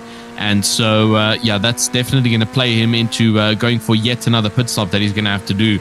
So unfortunate for him there. Not too sure if that was his plan, or like you say, a random idea that came to mind with just being squished and balled up by all of the GT3 cars who just started coming into the main pack of GT4s there, and rather just jumping into the pit lane, avoiding the dirt here. He's going to come out a nice clean there, but obviously he's does not have the fuel capacity to make it to the end unless he's going to be doing some exterior saving like we've already been seeing with Mike O'Dell. This is on board though with Kevin Miller. He's currently in the battle with Jason Holland for 8th position, and now Michael O'Dell losing the position to Harrison Holiday for a brief moment there. So now he's under attack from the blue Mustang as well. What is going on with Michael O'Dell, and is this weird pit stop strategy that he's doing with saving so much fuel going to be worth it at the end of this race? Yeah, let's see. There's a move down the inside from Holiday. He got the better run out the carousel. Oh, he goes too deep into the kick though. He's gotten away with it.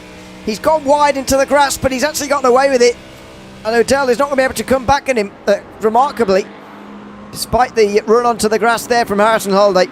That is incredible. And Harrison Holiday somehow is indeed in 2nd place. So still no answers as to what's gone on there for Michael O'Dell, because he began this stint leading by, I think, towards 15-20 seconds. He's going to end the stint at least 3rd, if not lower, down the field in the next few laps. We could still have 3 laps of this stint left, depending on how long these guys go for, maybe 4, depending. But what a remarkable turnaround in the last 20 minutes for O'Dell, who is now down to 3rd position. But surely we're going to get some answers throughout the rest of this race. Surely there's something up his sleeve, because right now it just looks baffling, really. Yeah, baffling indeed that we're seeing from Mike O'Dell. And like we've just been talking about, it is the 15-second loss, and obviously the 2 positions he's lost out. Is it going to be worth it for this pit stop strategy he's going for? Because currently it looks like he's on the attempted trajectory to try and make this a 2-stop and not go for a 3rd pit stop here, which obviously is going to be beneficial in the long run, because he doesn't have to sit in the pit stop for an entire another section of it. But with all the fuel saving that he's having to do, he's losing so much time out on circuit, so much to the point that Damian Horvatin behind is also starting to catch up. Now you can see his Porsche just in the background there, and so he's going to eventually catch up to Mike O'Dell and force pressure on him as well. So it's all going to just play up to a worth game here. Is this huge save going to be worth it for Mike O'Dell, or would it have just been better to follow the rest of the grid here into a 3-stop strategy and rather just fight it out raw with the rest of the drivers? He's trying to pull some cards here and see what it would do in the long run, but it's such a risky move trying to do something like this, because if it's not planned out correctly, you lose significant time to the drivers around you, and unfortunately that battle that you thought you could maybe be potentially invested in, it just unfortunately drops off the board, and you've got to try and fight for something else if you don't calculate this right. Well, let's see what the lap times are going to be this time round for these two. No traffic, I don't think, interrupting them. I think they got past Fabian previously. Look at the difference here. Harrison Holiday gaining time every time, and O'Dell's been consistent as well, consistently in the 60s, like that's what he's aiming for. Which again, it's just bizarre. See what the time is this time. See if it's any different for Michael O'Dell or not. This will be the first 2:05 for some time. There we go, 2:04.3. So he's clearly capable of these. It's not damaged, because he wouldn't have been capable of going back to that sort of speed again.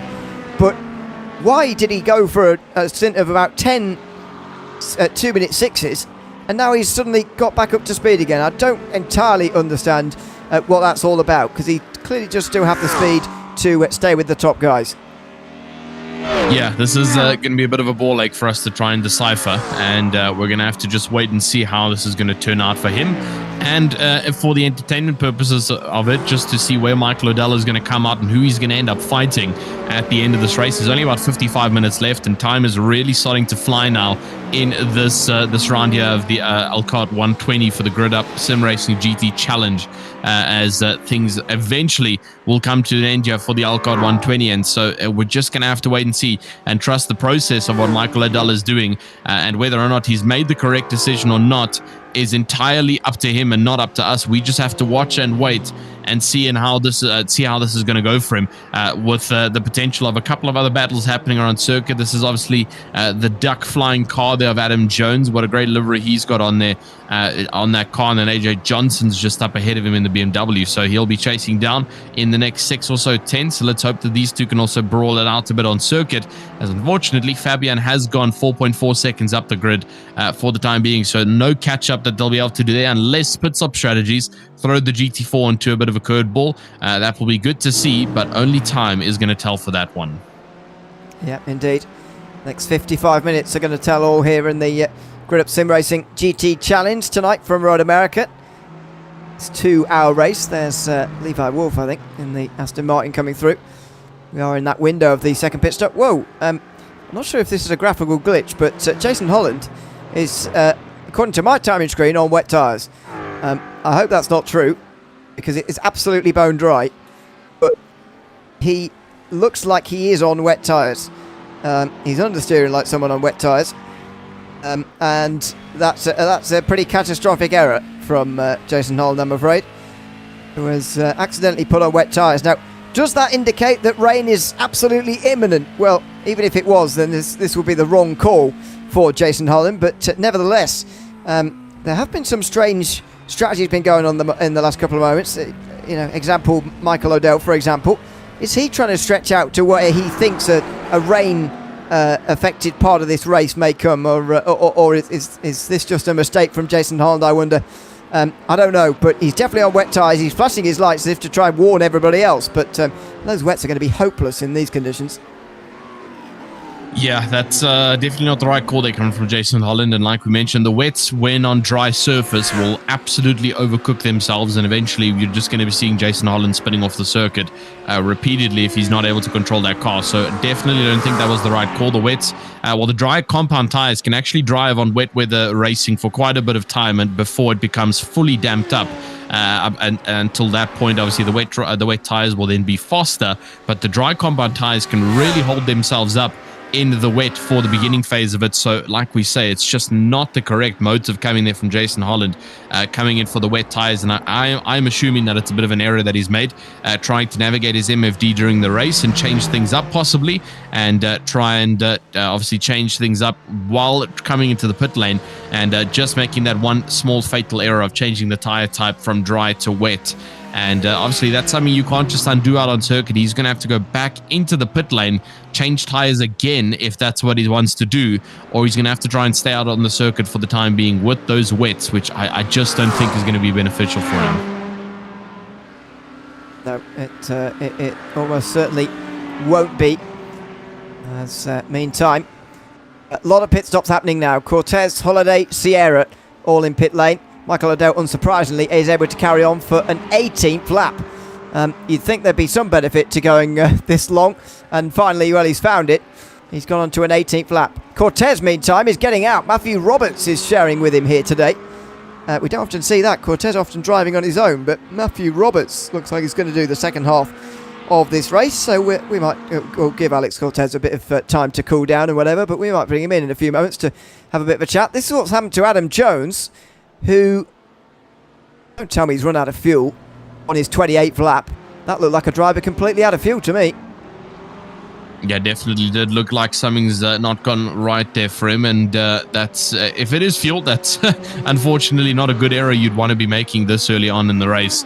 Obviously, it's not something you want to be making at any time in the race. Is some kind of fuel calculation error.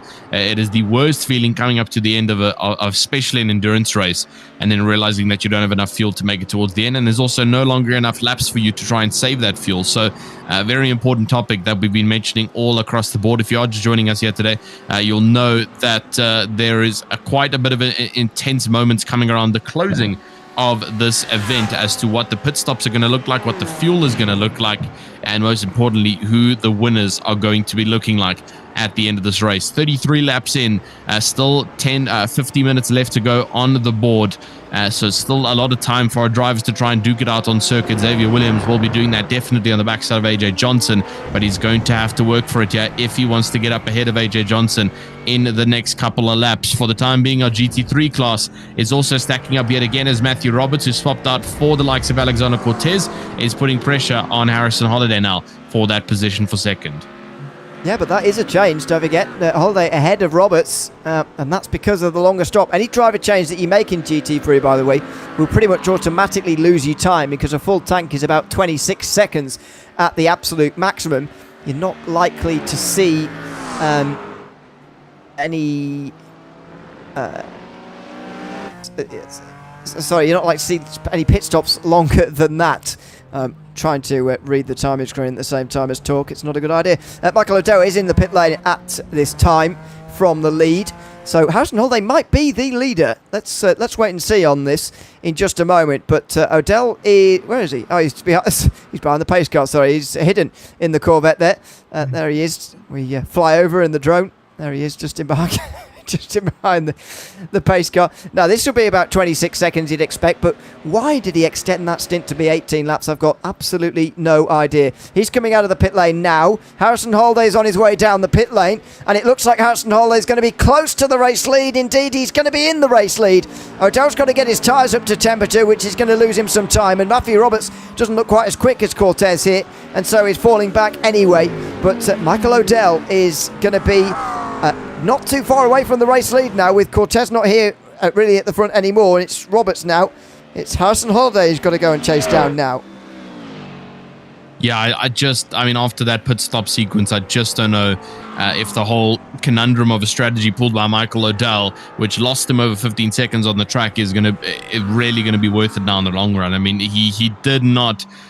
he was not able to run that car out for an additional 3 or 4 laps, only at just about 1 lap additional, and then he, in any case, had to come into the pit stop and serve it, and so it really hasn't assisted in that much. He's obviously gotten ahead of the likes of Matthew Roberts in third position, but still, he's quite a bit of a long shot of 1 second away from Harrison Holiday that he has to fight for. He can't be putting the car in fuel-saving mode anymore to try and, possibly change up the strategy. If he does want to get up into first, he is going to need to try and fight it out with Harrison Holiday in the next second or so in terms of the stinting between them. You can see the last pit stop info. I mean, Harrison Holiday did take full force tires, which obviously does extend that time a bit, and someone's gone off into the wall there. That's one of the GT4 cars. The Mercedes of, I believe, Xavier Williams, who's just been forced off wide because of the GT3 cars there. That's unfortunate. It's Daniel Taminga, who now actually has a meatball flag because of the contact he's just made against the wall, so possibly bouncing quite hard because of it, and that has completely wrecked the left-hand side of his Mercedes. This is coming into the right-hand here, just gets forced a little bit off the circuit, but I think just a bit of a bad read from him. I'm not actually too sure why he hit the wall so hard there, and off he goes, and unfortunately the meatball is going to force him to come into the pit stop and serve that to get the car repaired.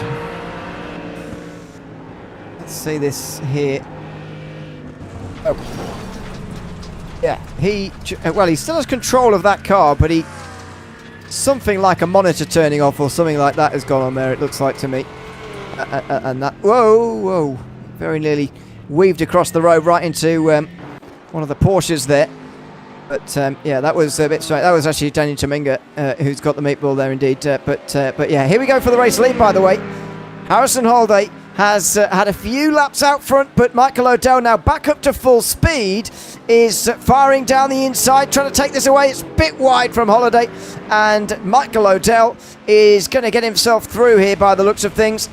Holiday has no answer. If Michael O'Dell can use the speed that he had in the first part of this race, then nobody's going to see him again here, but let's see if Holiday can stay with him, because we've seen some strange things in the last 45 minutes from Michael O'Dell. You never know what's going to happen next.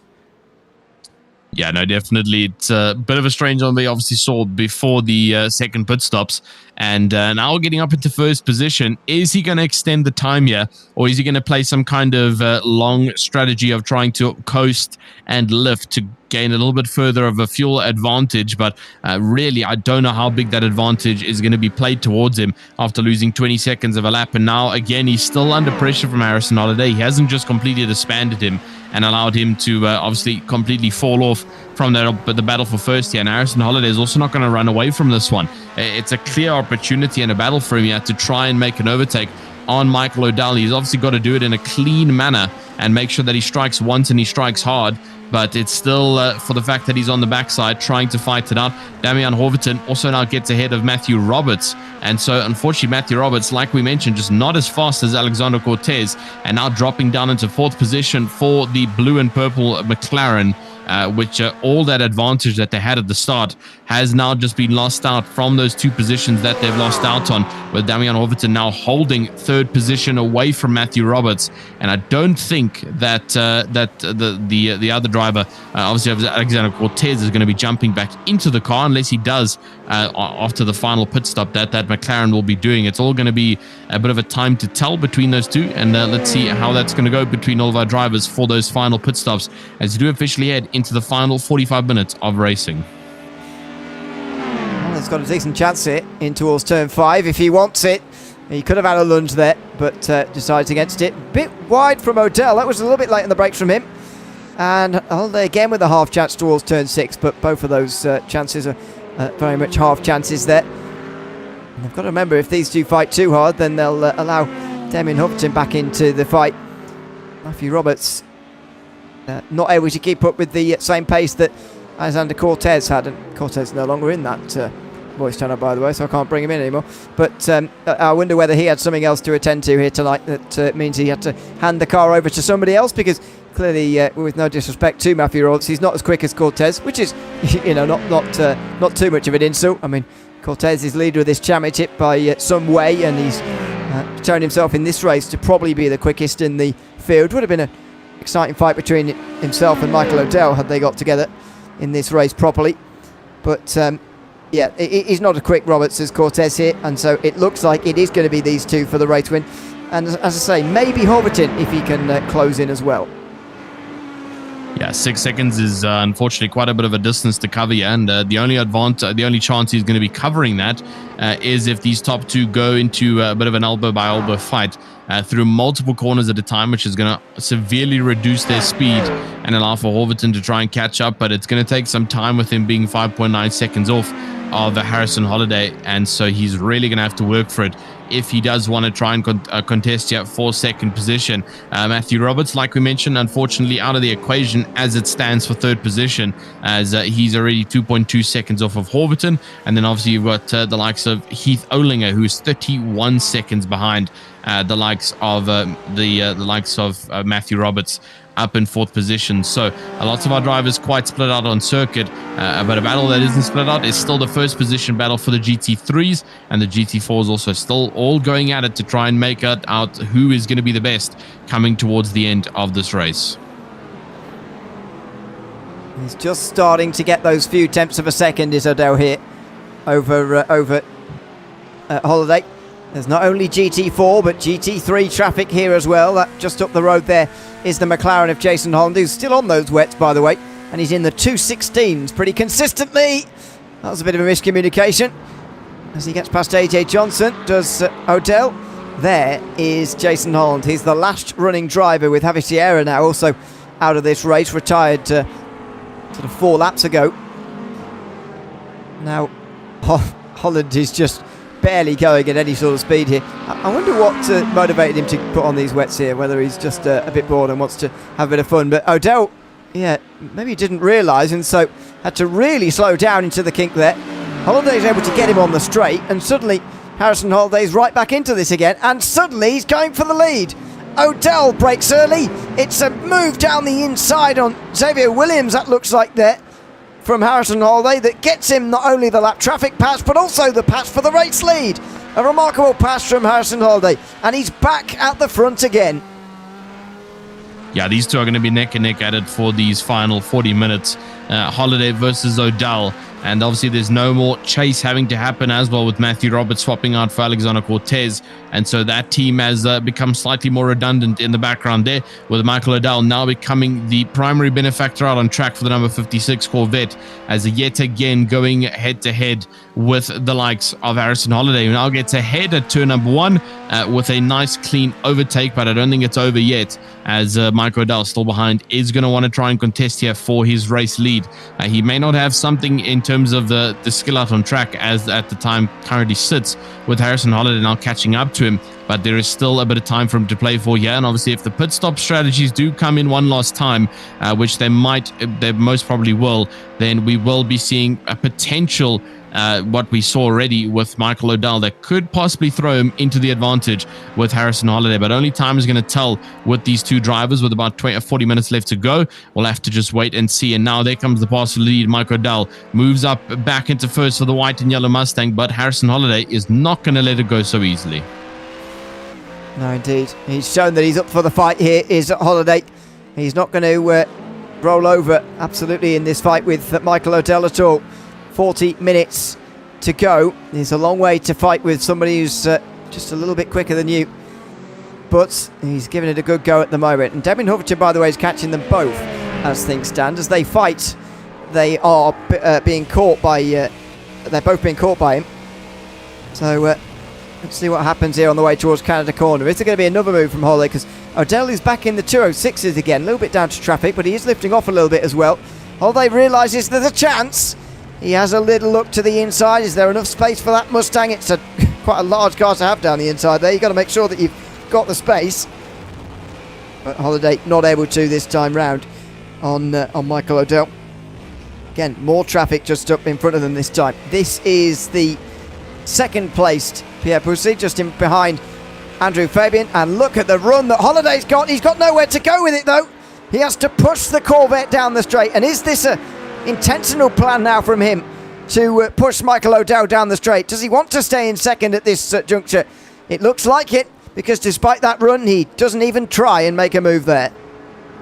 Yeah, a bit of a weird one there coming from Harrison Holiday, and it's showing his intentions of just wanting to sit behind Michael O'Dell for the time being. A clear overtake that could have been made there on the inside line for Michael O'Dell, which obviously would have converted into a double inside line for turn number 1 and turn number 2, which could have been greatly in his advantage. But now he obviously still sits further behind in second position behind Michael O'Dell, and he'll have to fight hard one more time here to try and get up ahead of the Corvette. And like we mentioned, Damian Hoverton is catching rapidly per lap. It's gone down from 5.8 seconds to 4.5 just from these two fighting. And here again, Harrison Holiday is going to dive up on the inside line, coming onto the next straight as they head past the Moraine sweeps and into the next sequence of corners they're going to go. Currently, it is Harrison Holiday up on top, and he's also just able to read the car of Michael O'Dell behind, move up into first, and hopefully try and hold it now for the remaining 38 minutes left to go. Not much left on the clock, and it's all or nothing now for all of our drivers. Certainly is. The final pit stops just around the corner. With the final corner of this race, that was O'Dell getting it slightly wrong. Again, he's slipped back to the 206s, and Holiday's joined him. I mean, O'Dell only did a 21-second pit stop last time round, but I don't really see the point of slowing down by multiple seconds a lap and then to just shave off 5 seconds of your next pit stop. I don't necessarily get that. The maths is not quite adding up for me there, but surely it's all being worked out by Michael O'Dell on the fly here. Still both being caught by Damien Hoverton, but it remains a strange battle, doesn't it, really, with that fact that O'Dell is clearly not driving as fast as he could be at the moment. We know that he can go faster. He's shown us that already in this race, but for whatever reason, he's deciding to save fuel and then short fill. Both are normal strategies, but just not at the same time. Yeah, definitely not. And so it's just going to be an interesting battle to see between the two of them yet, to see who is going to be coming out on top. Unfortunately, this is your only current battle out on circuit, with the rest of our drivers all currently spread out along the Road America course. And so the top two here will be fighting it out for the top spot of the podium with the 35 minutes or so left to go between the two of them. And our GT4 class has also quietened down here with Fabian getting a bit of a run off there from Pierre Pucci in second. So about a 1 second gap. It's not a long-term solution for him, but it's a slightly short-term to the point where he can have a bit of a breather there from the likes of Pierre Pucci and Xavier Williams 15 seconds off. So his only real competition is Pierre Pucci down in second position. But obviously with our GT3s, it is going to start to become more interesting as Damian Hoverton is catching up, like we've mentioned, to these top two who are continuously switching around places and fighting it out with each other for who is going to be taking the lead of this race. It's a bit of a flashback there to one of our McLarens, I believe. Jason Holland, who currently sits down in 10th position, looks to be slow on the left side of the track, but looks like he's come back out of it and he's all good there for the number 3 and will continue pushing on in 10th place. He's just driven himself down the grass for whatever reason. I mean, it would cool the tyres down a bit, but it will be offering small relief to them because it's it will be very, very warm. I've been told by Ahmet that he's been driving down the grass a lot. I think, as I say, that's because he's trying to cool the tyres down, but in which case, just put some dry tyres on. Anyway, here comes Pierre Pucci having caught up to Andrew Fabian. He's now down the inside and potentially on his way through. A little bit of a slide on the exit, but Fabian in the end really lets him go. And so we've got battles for the race lead in both classes because Michael O'Dell also catches up to Harrison Holiday here, and he's trying to make a move around the outside. It would be an impressive one if he can get it done. He's still there. And again, for turn 3, he'll have to go around the outside, but he breaks a bit early. And Holiday is able to cement that position in the race lead all over again. But two battles for the race lead in both classes. Great to see at this stage of the race. Yeah, it's something you don't normally get to see in endurance racing where those top spots are still all to play for. And like you say, it's great to see in the two classes that we've got. There is both of them a current battle or challenge for the lead of this race. Pierre Pucci and Andrew Fabian, and then Harrison Holiday and Michael O'Dell. The two of them, or the four of them, I should say, in their relevant pairs, been going neck and neck at it for the past couple of minutes, trying to prove who should be keeping that top spot, with Michael O'Dell obviously sacrificing a lot of time in his strategies that he made before the pit stop window. And that's exactly how it allowed for Harrison Holiday to get up ahead. And now it's all about pushback here for Michael O'Dell, whether he's going to be able to get ahead of Harrison Holiday or if, unfortunately, he's going to be sitting dormant behind in a huge defensive manner for the final 30 minutes. And so we'll have to wait and see how this is going to look. But heading into that 1.5 hour mark, it's 3/4 in, 75% done and dusted after the next 3 minutes is left to go. And that will then be all for our drivers after that first quarter is over. That final quarter is over, and then we'll have to wait and see who lands up on the podium spots, as currently it is very unpredictable. It certainly is. There's all sorts of theories flying about as well about what's going on between these two. And again, we just do not know whether it's going to rain or not, which is such a big cloud, literally and figuratively, looming over this race, considering that the chance will only be 25% even by the time we're finished. But it's it's still a chance, that's for sure. 25%. O'Dell gets down the inside and through. Holiday goes for the cutback again and through again into turn 3. Can he get clear, I wonder? No. O'Dell still sticks it out on the outside, and he should have the lead this time, therefore. But the Mustang is very, very quick. It's a very good car in the GT3 world at the moment. Surprised there's not a few more of them, really. There's certainly a few of them in GT4, but in GT3 it's where it has the real advantage. But at the moment, not in the race lead as of a couple of moments ago, because Michael O'Dell is back in the lead again. Just a few tenths in front of Harrison Holiday. So this battle continues, and it continues to change here. Michael O'Dell, though, the most recent leader of the race all over again. Yeah, all over again indeed, and he's made the overtake on Harrison Holiday like we've been having a bit of a chat about. This is a bit further down as well. David Shreve, someone we haven't seen on the cams for a while. He's currently trying to fight it out with AJ Johnson, who's just up in front of him in the BMW, directly in front of him, and so we'll possibly get to see a bit of an overtake coming from these two in the next span of a couple of minutes, as David Shreve is putting a lot of pressure on the likes of Johnson behind. Almost about 1.5 tenths to go. Now it's already under 1.5 tenths, and coming down into the moraine sweep and the final braking hander. Is it going to be enough for the likes of David Shreve to make the overtake? And he does indeed already make the overtake before the corner is stuck, but is he going to be able to keep it mid-corner and exiting the corner? And it looks like he is going to be able to. So great move there from David Shreve, and moves up into 4th position. His next objective is Xavier Williams in 3rd position to try and get out of the podium, and so we'll have to wait and see how that turns out for them. But Harrison Holiday is into the pit lane now, and so we'll have to see how this is going to play out for that driver who currently sits down in 3rd position in the pit lane. Yeah, this is the point, though, at which he can get to the end with just over half an hour to go. Holiday doing even stints of, well, not quite, well, I was going to say even stint of 14 laps, not quite true, but that's what you need to get to the end of this race on 4 stints, and therefore 3 pit stops. There's never really a discussion here today as to whether they could make it on just the 2 stops. Each of these classes, both GT3 and GT4, limited to 60% of their usual fuel tank, which means that they can only really just about go after the half-hour mark. Oh, bit of contact there. David Shreve in the car again in that Mustang. 4th place, just in front of AJ Johnson, who started this race on the front row earlier on. Bit of contact between them. Earlier on, it was a front 5 we were seeing, really, for the GT4 lead. That very much has ebbed away now.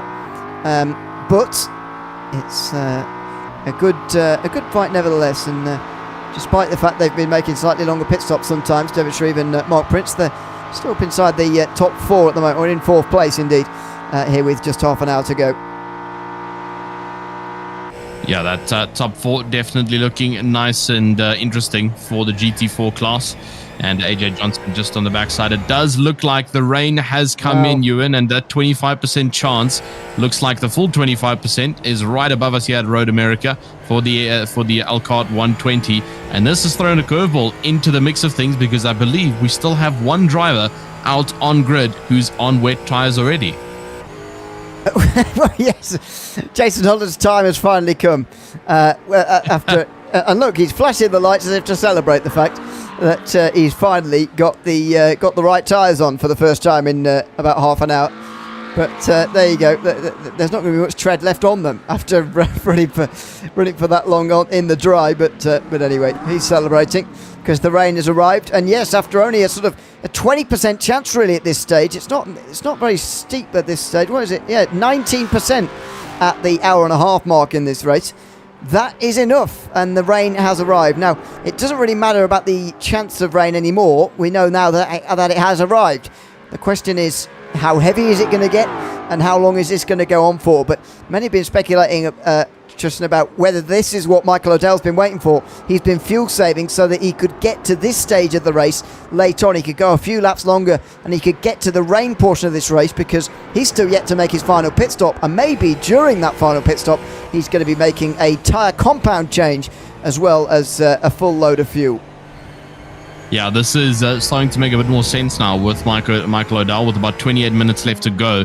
You've mentioned an incredibly important talking point with him not doing that final pit stop yet, and so possibly waiting for the rain to get too hard to the point where his race engineer is going to say, I think it's best to go for wet tires, which means he gets 2 in 1, done and dusted, comes in for that pit stop to get the car refueled again at its 60% maximum limit, and then also putting the wet tire compounds on, which is exactly what he needs. The rest of the drivers behind him, who may have already done their pit stops, whether or not they have done it, will still need to also put on those wet compound tires. And so this could have been a masterclass of a strategy from Michael O'Dell if this goes his way. But I'm not going to lie to you, placing that kind of strategy risk on a possibility so slim as 19%, super risky coming from Michael O'Dell, but looks like things have worked in his favor, and he just needs to hope now that the rain is going to hold on long enough that it'll wet the surface to the point where dries are no longer the optimal tire.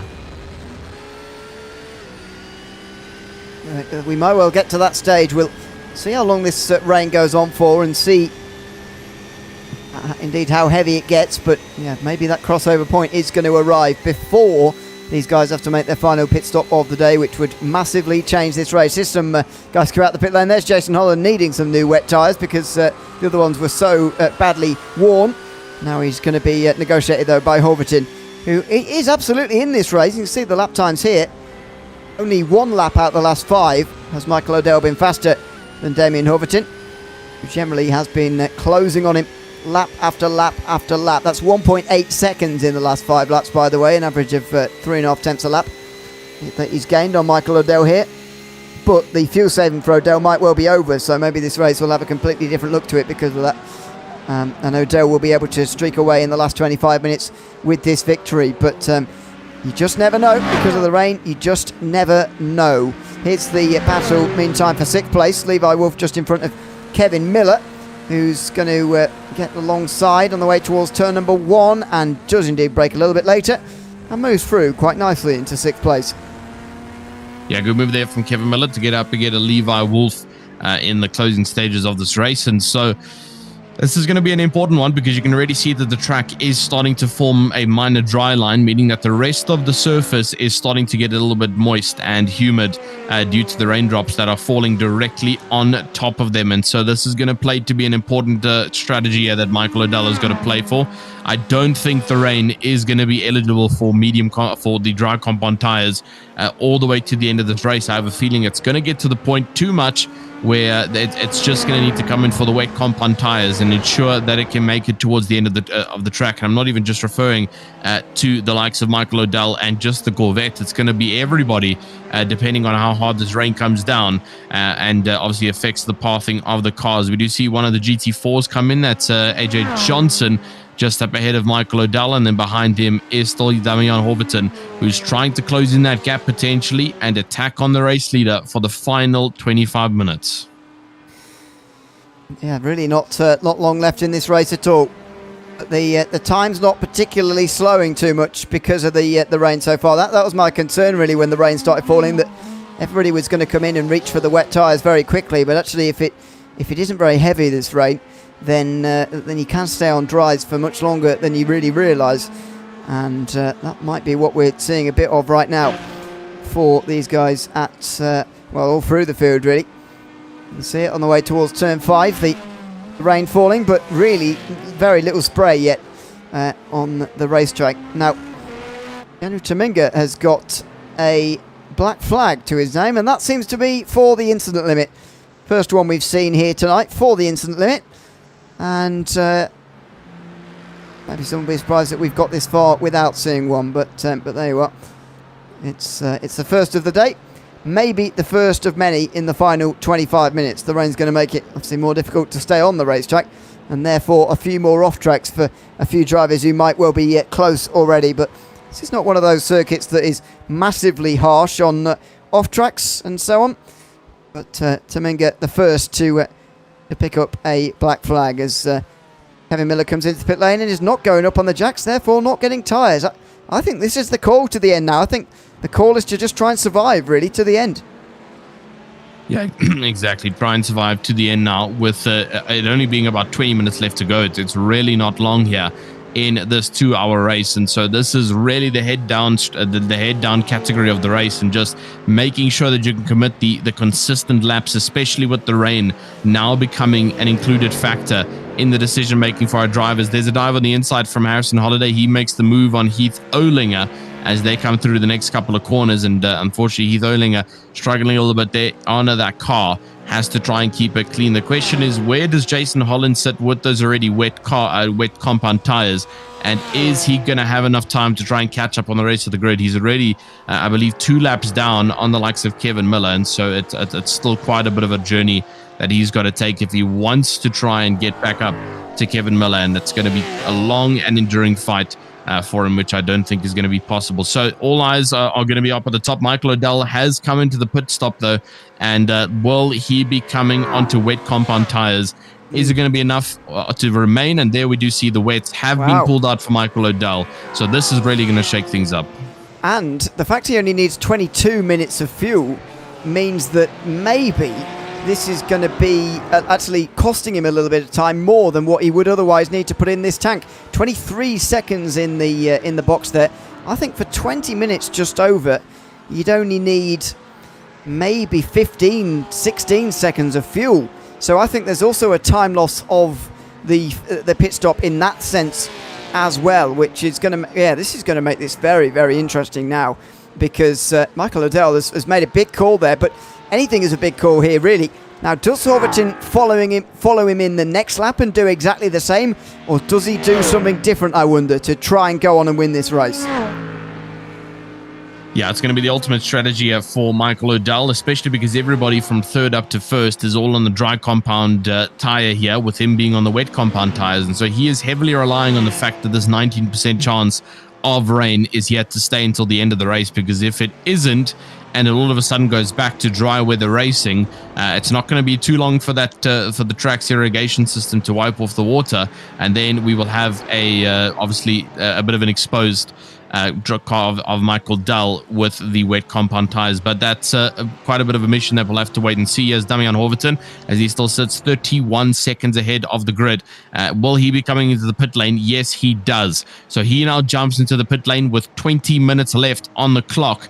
And the question again for him, will he be putting on the wet compound tires, or is he going to be fighting it out on the dry compound tires for the remainder of this race? This is the pinnacle question at this point in time, and we'll have to wait and see how this is going to turn out for the drivers jumping into the pit lane now. Horverton with the big moment of this race. It's really between him and Michael O'Dell for the overall win here tonight. Now, does Horverton go up on the jacks or not? I don't think so. O'Dell meantime struggles past that Mustang. Yeah, Horverton's going to be in here for maybe 15 seconds, to be honest. He's also gone a lap longer, so he needs a lap less fuel anyway. Now, this stop is going on for quite a while. There we go, 17 and a half seconds, so a little bit longer than I thought. Just making absolutely sure that he can make it to the end. But look at this. I don't think this track's ready for wets at all yet. You can expect that O'Dell will be behind Horverton because of his stop being 6 seconds longer, and because of his wet tyres needing to warm up. However, I wouldn't have expected it to be 14, nearly 15 seconds. And so Horverton, I think, is absolutely in the driving seat here. And he's on the right tyres as well, for my money. Yeah, I definitely think so. I mean, we've only got about 19 minutes left to go here. And wet weather racing, depending on how fast it's dropping, does take quite a bit of time to actually change the state of the track. I mean, we can see that the track is starting to get a little bit wet, but there's still definitely a lot of portion of dry compound tire running, as most of our GT4s have actually gone out onto the wet compounds for the remainder of this, whereas most of our GT3s have actually decided to stay on the dry compound tire. And so like you say, Ewan, you just don't think that the track is evolved enough for the wet tire compound to be optimal. And it seems like some of our GT3 drivers, especially up in the top 5, are agreeing with you, because obviously we've got Levi Wolf, who's now going to come into the pit lane, but Heath Olinger, Matthew Roberts, Damian Horverton and Harrison Holliday, all of them out on the dry compound tire. And the question is, will they be able to hold out on the circuit for the remaining 19 minutes in those dry compound tires, or is the rain going to come down even harder, making the track even worse to try and navigate and potentially causing some kind of spin between these drivers, and then obviously allowing for the likes of Michael O'Dell to make a good strategy become a reliable? These are all the kind of questions that the drivers will be asking themselves in this final long back straight of this endurance. Apologies as we continue to go through the circuit with Michael O'Dell currently sitting in 4th with those wet compound tires, hoping to catch up with the fronts. In GT4 meantime, by the way, we're waiting for only 2 of the final pit stops in this race, and this is the sort of balance between the dries and the wets. There's Pussy going wide, and Adam Jones looking to try and get through. He's not made his final pit stop here yet, Jones, but he's on the dries compared to the wet tyres of Pierre Pussy, which is making this battle a little bit unusual in that sense, I suppose.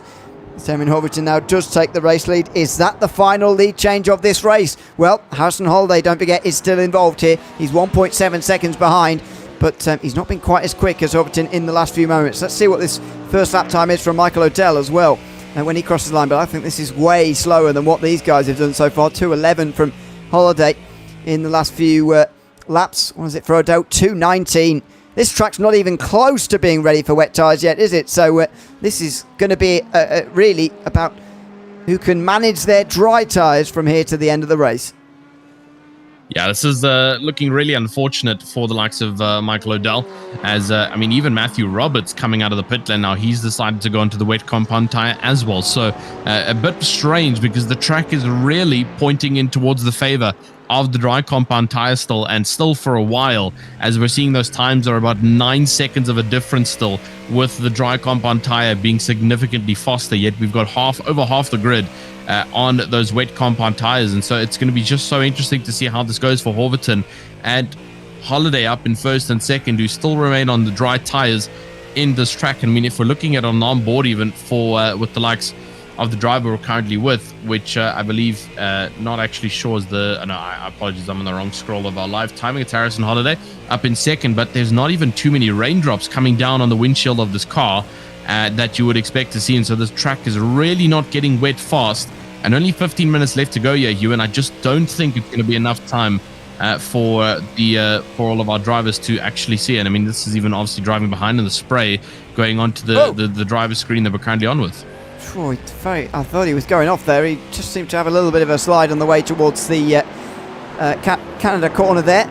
So yeah, we are seeing a little bit more spray now, so it is definitely getting wetter. And the fact that these, I mean, last time round, as I say, Harrison Holiday was in the 2:11s. That is, 8 seconds slower than his previous, his best lap time of the race, obviously in the dry. But we're still not at that crossover point. If you look at the live gap to Michael O'Dell, it's still going out. So I think these guys have got to just continue on with this and hope that it stays like this to the very end. But the track is definitely getting wetter. It's a 12.0 from Holiday this time, and from Horviton, a 13.1. But when is Michael O'Dell's time going to come here? And with 15 minutes to go, there's probably only about 7 laps left, so it's got to cross over soon in favour of the wet tyres, otherwise O'Dell's just not going to have time to catch these guys.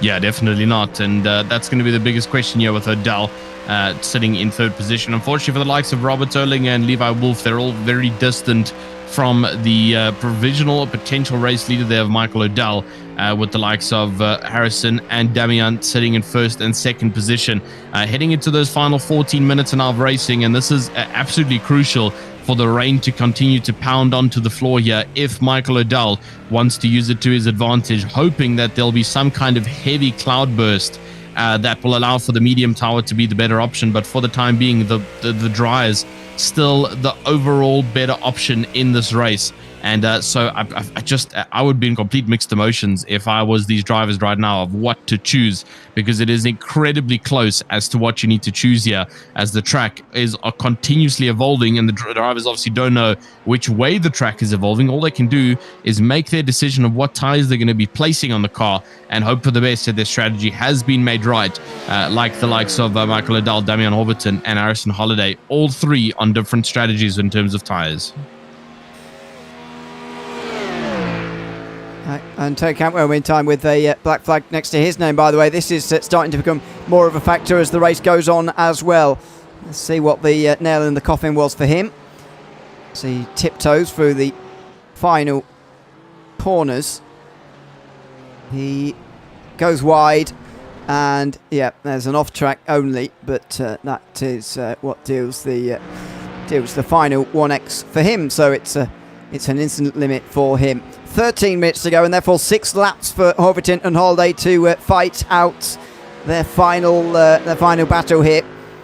Andrew Fabian is still the leader of GT4, by the way, and he's the only one out front now on the dry tyres still, and therefore extending his lead there as well. With over 30 seconds back to Michael O'Dell, it looks like it's between those two for the win. There's a brief glimpse of the Corvette there in third place. He's starting to level this out now as far as his time loss is concerned, because the dry tyres are still getting slower, but he's still in the 2:19s.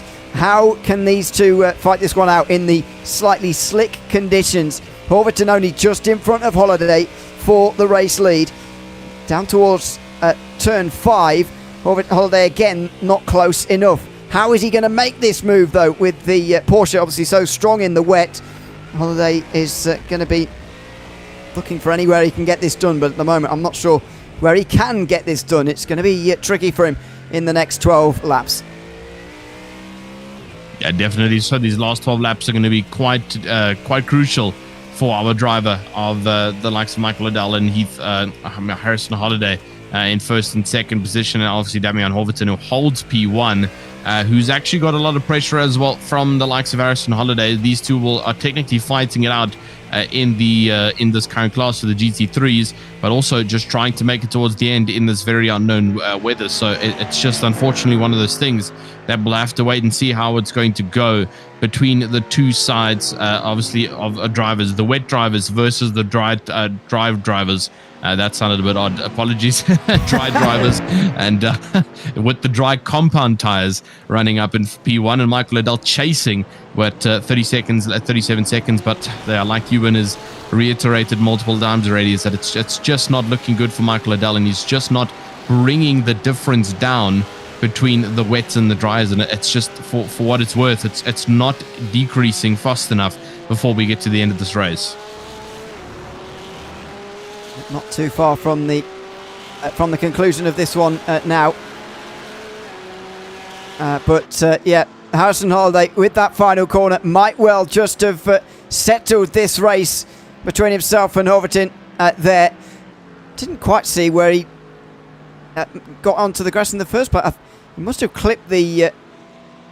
he blinked, did he? Maybe that's why I didn't see him. Didn't see him go off the road, but he's lost 5.5 seconds somehow to Horverton, and with 5 laps to go, that's going to be very difficult to get back again, I would say. Oh, and a spin meantime for one of the Mercedes. Now, that is Daniel Tominga, who's already a lap and a half down in the GT4 class. Just going for a spin there out of turn number 3, but... yeah, the bigger news is for Harrison Holiday. Has that settled the race, I wonder, with 5 laps to go?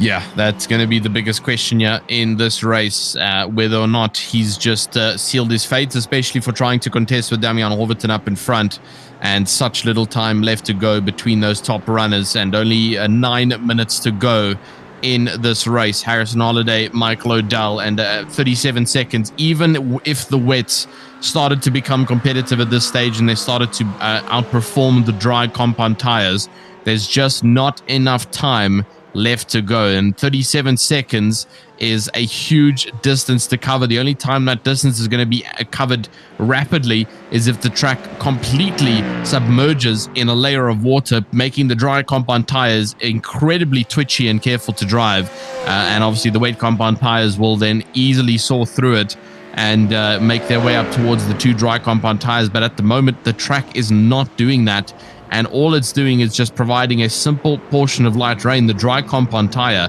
the dry compound line has already been perfectly formed on most of these corners here, and obviously the dry compound drivers just making leeway here up front. I mean, Harrison Holiday is slowly but surely catching up to Damian again after his minor incident that he had there.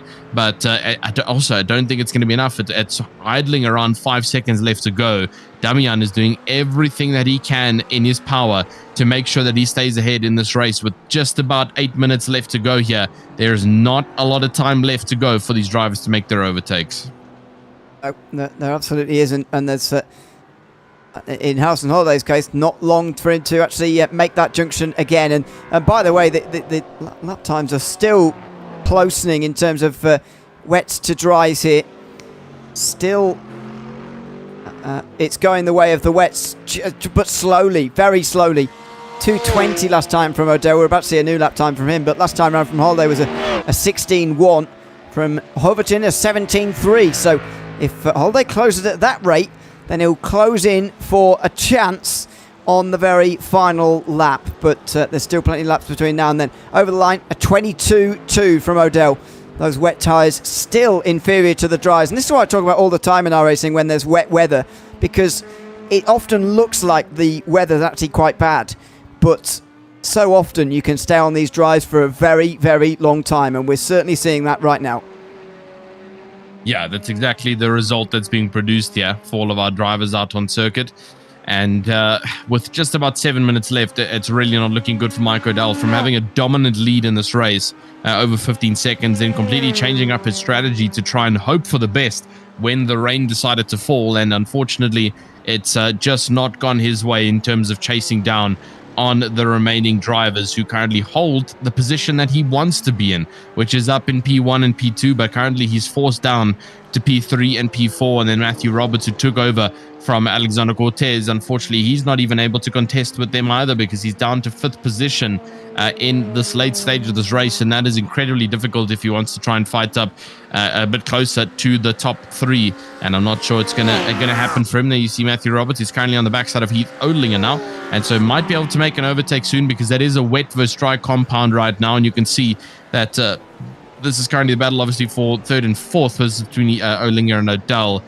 So trying to see how that's looking. And actually, O'Dell over the past 3 laps has been slower than Odlinger, obviously still on the dry compound tire, and that's why Matthew Roberts behind is just lingering behind the likes of Heath Odlinger. He's not able to get past on the wet compound tire. It's just not fast enough yet to make the dry compound tire useless out on circuit.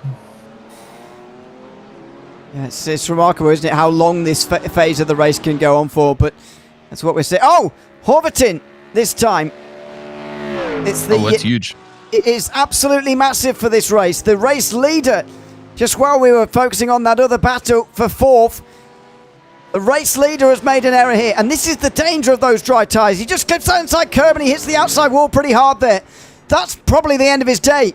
Damian Horvatin is in the wall hard, and he'll do well to finish 2nd from here. He hit that outside wall very hard and on the corner as well, which means that he's probably damaged the suspension. And that is surely that for the... Yeah, there we go. He's got damage. Houston Holiday, as long as he holds on to the car, is going to win this race. The question for Horvatin now is whether he can bring it home for 2nd, because, as I say, there will be big damage on that car now. Yeah, thankfully he's got the huge gap behind from the likes of Mike O'Dell, but he does have to be cautious, and that's what we're talking about. And you can see that the dry compound tire is now starting to become slightly more and more redundant as we see more replays of a couple of drivers who have been going off over the past couple of laps now. And there's one of the Aston Martins of Adam Jones who even loses out. And Adam Jones, I believe, is currently on the dry compound tires. Yep, indeed he is. He's down to 5th. So all of our dry compound tire runners now at this point in the race with 5 minutes left to go are starting to struggle. The track is now becoming slightly too wet for the dry compound tires to have every single section run pretty similar. You can see it is officially been listed as wet. The track temp has gone down to 70 degrees Fahrenheit, which is significantly lower, and the surface is very lightly wet. And so that is the official marker of when the dry compound tires are just going to start to struggle. And it looks like they're only just going to be getting slightly more and more heavier as the circuit goes on. But with only 4 minutes left to go, the dry compound tires need to just hold on here to try and keep their current positions, or otherwise they will lose out to those wet compound runners. Yeah, they've got to be careful. And Horvatin's got a black flag now. Holiday over the line, getting 2 laps to go. It's another spin for Horvatin, and he's going to have to come down pit lane to serve that penalty. And that's going to give Michael O'Dell the 2nd position in this race. Finally, I think there's the damaged suspension on the rear left.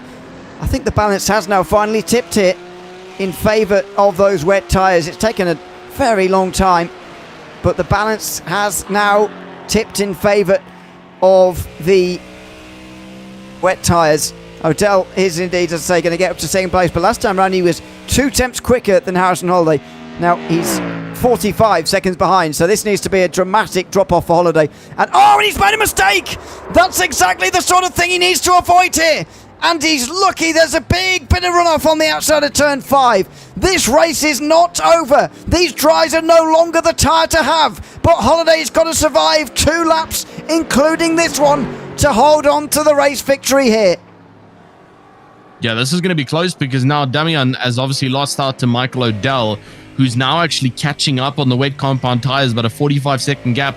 The only chance that O'Dell is going to catch up here is if Holiday makes another great error like he's just made in that past couple of corner sequences. And so he really needs to be careful, because like we say, it is coming up on the final laps now. This is going to be second last lap. Once he comes across the checkered flag line, he will get white flag waved as he's coming through sector 2 of the track currently with 1:58 left to go. That's under 2 minutes, and we're looking at an average of about 2 minutes to 15 to 2 minutes 20 lap times being set. Heath Olinger comes into the pit lane now as well in 5th position, which is going to promote Levi Wolf up into 5th as well. So lots of things changing at this late point of the race, and you don't usually get to see this in endurance racing, where things all of a sudden become a reality in the last 2 minutes. But it appears here at the Grid Up Sim Racing GT Challenge, things are becoming a reality that you did not think it would become, and it's providing some awesome action out on circuit as we go on board with Mike O'Dell. And now he's also lost it. He's lost it on the wet compound tires. And that's great. That's a great loss for Michael O'Dell, unfortunately, because even after trying to push, and he pulled that gap down to 34 seconds, is now all the way back up to 43 seconds after losing it himself. Unbelievable. I mean, it just shows you, doesn't it, how difficult these conditions are now, because even the wet tyres are struggling. I guess it's... Overton's now not far behind O'Dell, but he can barely keep it on the road right now, so he just needs to bring it home as well. He couldn't obviously repair any of that damage while he was down on pit lane. But the white flag's being readied, and in fact, Harrison Holiday's already gone past the white flag here. He's got 1 lap to go. There's some GT4s who are tiptoeing right now as well. Andrew Fabian's still on the dry tyres, of course, and he's leading the GT4 class. He's just coming into the carousel at the moment as well. Holiday is skating around at the moment. He's in the 35s, and if Michael O'Dell can get down into the sort of the normal pace you'd expect, he'd be about 10 to 15 seconds a lap quicker than Harrison Holiday. But all Holiday has to do is focus on not making errors. And this is where he made an error last time, don't forget. So watch out for this braking zone here for turn 5. He brakes earlier. Oh, and he makes the same mistake again. That brake bias, is too far rearwards. And Holiday has got to fix that on this final lap. Yeah, this is going to start to get a little bit close here, but fortunately that gap is quite detrimentally huge for Michael O'Dell, and it is going to be coming down ever so slightly with Harrison Holiday going off track. He needs to avoid making contact with the wall. If he does the same thing that Damian Horvaton did and cause damage on the right side of that of the right or left hand side of the Mustang, it is going to slow him down drastically in this race. Michael O'Dell, after that spin that Harrison Holiday had, only gained 4 seconds, and so not too bad for Harrison Holiday here. But if he does make some kind of error again that could be a little bit further worse, it is going to allow for Michael O'Dell to catch up, which is now 33 seconds behind. And you can see how cautious Holiday is now taking it super slow around the very, very long right-handers as Martin Cook gets a black flag penalty. That's a drive-through on the last lap, which will be converted to additional time added to his board. This is where Damian lost it, and there we see Daniel Tamiga now getting a black flag due to the loss he just had there. Into the wall he goes. Fortunately, Holiday's able to avoid it, and now he just needs to stay safe for the final part of this race. Oh, what a finish to this race. Harrison Holiday starts the day tied 7th in the championship, by the way, having not been at all the rounds so far this season. He's one of the newer drivers to the Grid Up Sim Racing GT Challenge, but what an impression he has made. What a strategy call from him to take this car from where it was, which is languishing in the bottom steps of the podium, and 4th place in qualifying, taking it to the top step here at the Elkhart Lake 120. Harrison Holiday comes out of the final corner. He'll see the checkered flag being readied, and he will win at Road America in this 2-hour race. What a race it's been. Harrison Holiday finishes on dry tyres on a wet circuit to win at Road America by 26 seconds in the end in front of Michael O'Dell. Andrew Fabian's got some time until he crosses the line, as have all of the top 3 in GT4. And he's only got 11 seconds, by the way, Andrew Fabian. Michael O'Dell will cross the line in 2nd place, and Darren Horvaton's only got 13 seconds to get in front of Matthew Roberts, which he should manage as he limps home very damaged. But has Andrew Fabian got enough of a gap there to hold on to the lead ahead of Pierre Poussey here? He's on dry tyres as well here. both of the class leaders are, but he's got still half a lap to go, and he can barely turn here coming through the carousel. The gap's absolutely steaming down right now. Last time round he did a 47.4, which was 12 seconds slower than Pierre Poussey, but there are some faster sections towards the end which will help the dry tyre runner. Look at this through the kink. He's going to be so slow, Fabian, but Pierre Poussey's got to be careful he doesn't get a bit over ambitious here into the kink as well. He's a little bit wide off into the curve there, Fabian. He's being closed down. This is not going to go his way. He's going to have it stolen from him in the final sector of the final lap after more than 2 hours of racing. Pierre Poussey breaks later into Canada Corner. Fabian can't even turn in. He's got a black flag. He's gone straight on. He's got a black flag for that off track there. It's going to cost him not only first place, but at least second place as well, maybe more. That is unbelievable. Pierre Poussey is going to win this race at Road America tonight with a last lap pass into Canada Corner. An amazing finish in GT4. We thought we'd had drama in GT3. GT4 has provided that and even more. Pierre Poussey flashes his lights. He takes victory in the Elkhart Lake 120 in front of Andrew Fabian, who will have to come into the pit lane and he'll have to drop at least from second. And Xavier Williams is going to end up in second place in the end after starting from the pit lane earlier tonight. What a finish that is in GT4. Yeah, something we did not expect to be seeing closing up towards the end of this race. The wet compound tire, definitely the correct choice, but just not enough time on the board for some of our drivers. But who it was enough time for the board was Andrew Fabian, who just picked, no, apologies, not Andrew Fabian, it was for Pierre Poussey, who just picked the correct strategy, the correct time, and was able to snatch the win in the final lap. That is so unfortunate for Andrew Fabian, not only for losing second, which would have been okay enough, but now he's also been given the black flag penalty, and that's going to drop him down past Xavier and even possibly David Shreve. And so very, very unfortunate for him to see there in these closing moments of this race. Your standings, though, currently coming up for the GT3s. It is Harrison Holiday up in the top spots, who takes the win. Michael O'Dell, who chases down on the wet compound tires, just not enough time. Damian Overton will take third, with Matthew Roberts taking fourth position, swapping out for Alexandra in fourth position. Levi Wolf takes fifth position, with Heath Erlinger down sixth. Terry Cantwell, Martin Cook, and Jason Holland all getting very close to the incident point limit in 7th, 8th, 9th. And then 10th for Kevin Miller, and then 11th for Yavi Sierra. Alexander Claudio down 12th, with Anthony Savigno the third, and Connor Sturgos not having the races they wanted today. No, indeed. It's Pierre Poussey who takes the victory in GT4 to run through our race. So 20 seconds in front of Xavier Williams. David Shreve indeed gets on the podium as well. We're sharing that Mustang, of course, with Mark Prince here today. Andrew Fabian and Adam Jones round out the top five. AJ Johnson, the other one on the, actually one lap down. Sorry, Daniel Tominga ended up 3 laps down at the end of that race, and Brandon Berg never got to the start of tonight's race. In GT3, it's a victory for Harrison Holiday by 25 seconds in the end.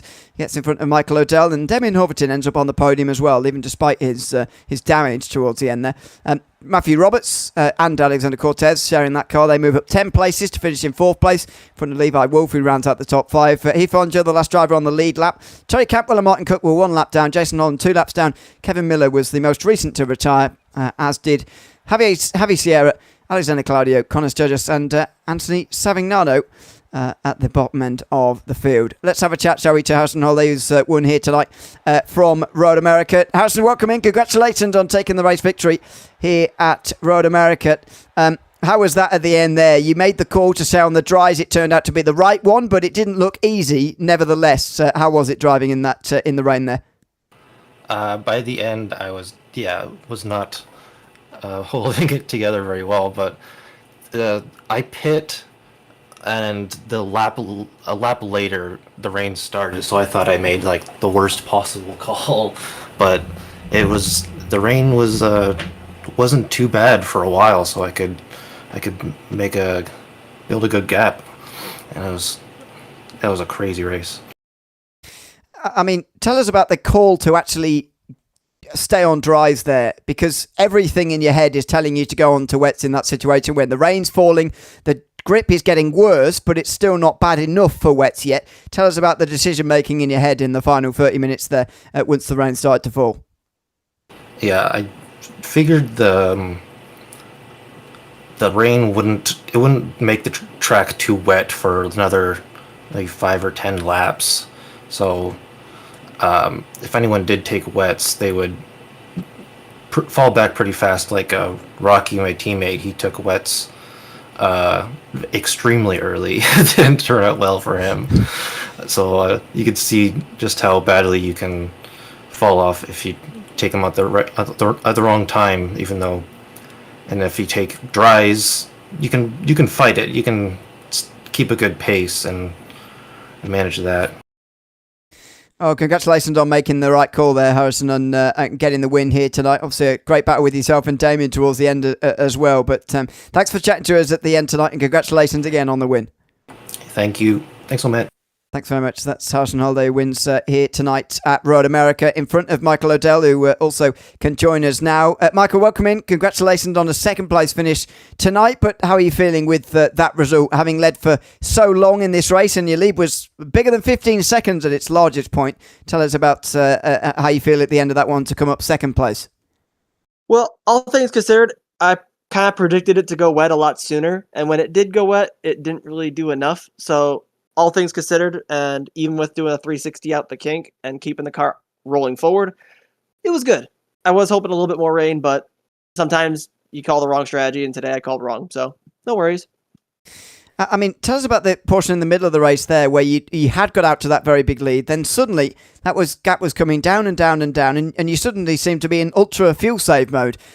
Tell us about the specifics for that, because I guess we presumed in the end that was all down to when the rain was going to fall. What was going on in that point in the race?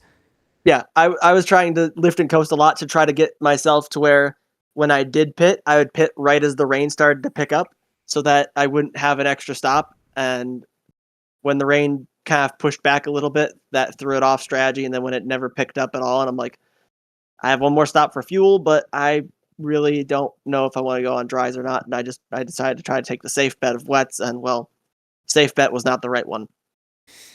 Well, no, indeed, but it was a good effort, absolutely, and congratulations on a second place run tonight, Michael. Thanks for chatting to us at the end, and look forward to seeing you at the next one. Hopefully, we'll try to see if we can get Indy. Absolutely. Thanks very much, Michael O'Dell. Second place tonight overall in tonight's race. Damien Horverton also in third place tonight and joins us now. Damien, welcome in. Good to have you with us. Leading right into the final minutes of that one with all sorts going on around you, but in the end it's a third place finish for you. Tell us about the incident at the end there and how you feel at the end of tonight. I feel good, but I could have felt better. It was a mistake on my part. In the laps leading up to my wreck, I noticed the guy behind it. I forgot his name. In the Mustang, he was really quick through that kink, and he was gaining all of the time. I would gain the lap, he would gain there. The rear just wouldn't stay planted in that corner for me.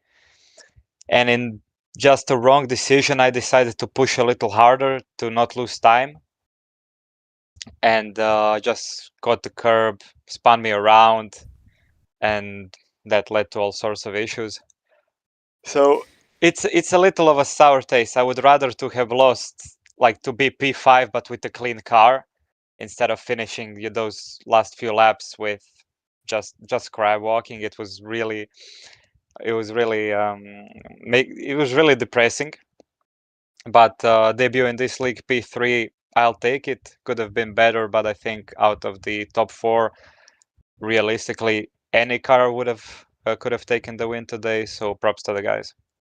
Yeah, absolutely. I mean, just tell us about how difficult that was at the end in terms of the conditions. You made the right call to stay on the dries, but that doesn't mean it was easy. How hard was it in the final laps there, especially when the crossover had been made and the wets were the right tire for the final couple of laps? It was difficult to say the least. First few laps when it just started raining, it was a dry line. You didn't even feel it. But and then it was really weird. There was those scatter clouds. In one place it would rain, in the other it wouldn't. Then the next lap it would switch around. And then, as you saw, last few laps, you couldn't get the car to stop, to rotate. You couldn't do anything with the car. Everybody struggled. So if we had like 20 minutes more in the race. Hopping onto the wets would be a no-brainer, but with 3-4 laps to go, it was better to just clench my teeth and drive on the slicks. Yeah, well, congratulations on getting still a podium tonight, Damien, even if it could have been a little bit more. But thanks for chatting to us, and congratulations again. Thank you very much. See you around. Thanks very much. That's Damien Hoverton, third place here tonight in GT3. About to go down into GT4 now and chat to some of the drivers from the dramatic finish there. Pierre Poussey, first of all, joins us. Pierre, welcome in. Congratulations on taking a dramatic victory there in GT4. A last lap pass. Tell us at what point you believed it was possible there on the last lap, because that came out of nowhere for me, to be honest. You managing to catch and make that pass right at the end. Tell us what it was like for you. The whole race was just crazy, man. I went to the wets, should have stayed on the dries. I seen everybody change tires on the first stop. I didn't do any practice. My quali was my first laps in the GT4.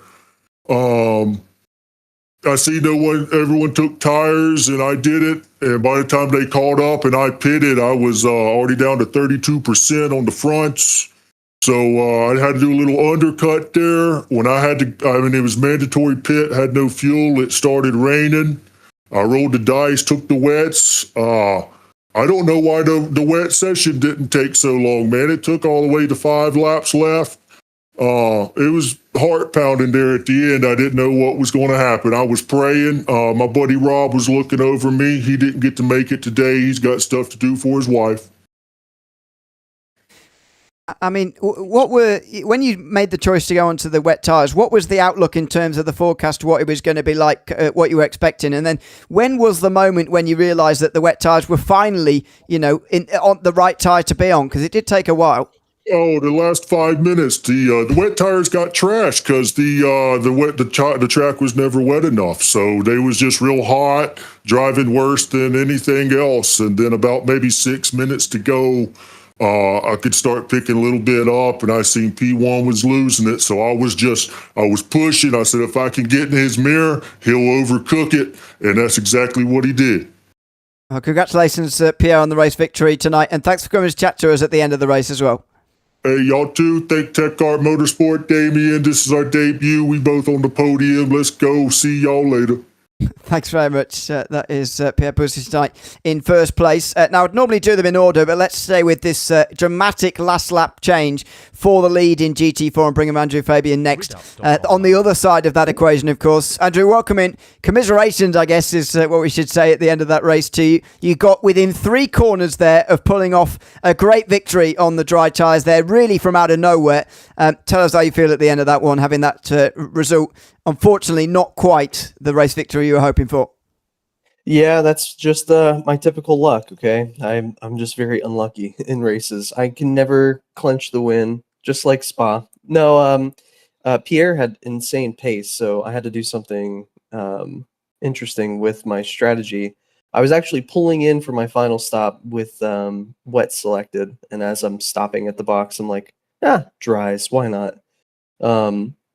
And it was just maybe 2 laps of too much wet, if that makes sense. So those final few laps, I mean, some of the downhill braking zones, impossible to stop. Like, the car just would not stop. So, yeah, he caught up to me, and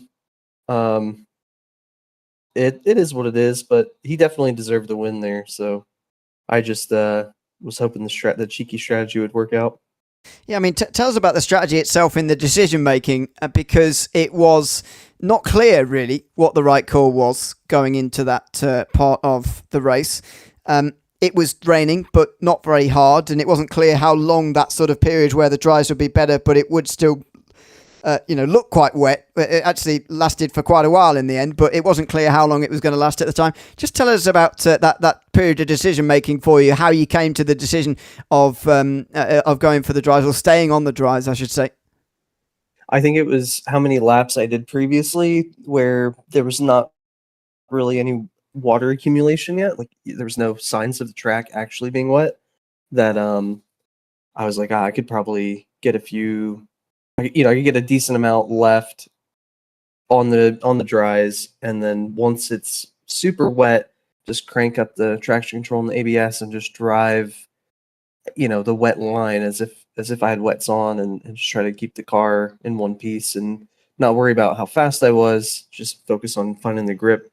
But it broke that threshold on those last 2 laps, but I think it was the time remaining. I think I probably would have stayed on the wets if there was another 30 minutes left, but I think when I came in, it was like 15 minutes, and I was like, it's just not long enough for the track to get soaking wet, from experience with iRacing's rain accumulation.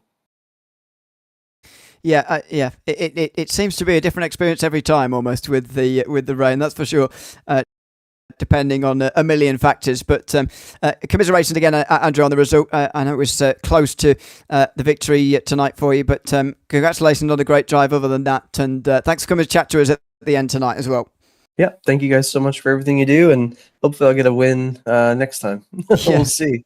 Absolutely. Thanks very much, Andrew Fabian, joining us there at the end of tonight's race. Xavier Williams was the one who actually got into second place, being promoted right at the very end there. Xavier, welcome in. Good to have you with us. How was that race for you? Starting from the pit lane, ending up in second position. How pleased are you with that result?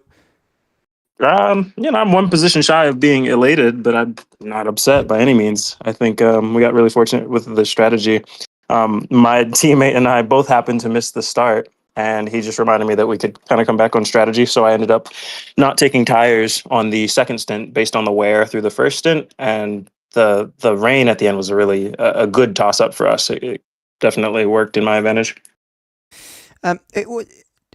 So what was the I don't quite understand. What was the thing that made you start from the pit lane in the end tonight? I had to get up and go talk to my girlfriend. Oh.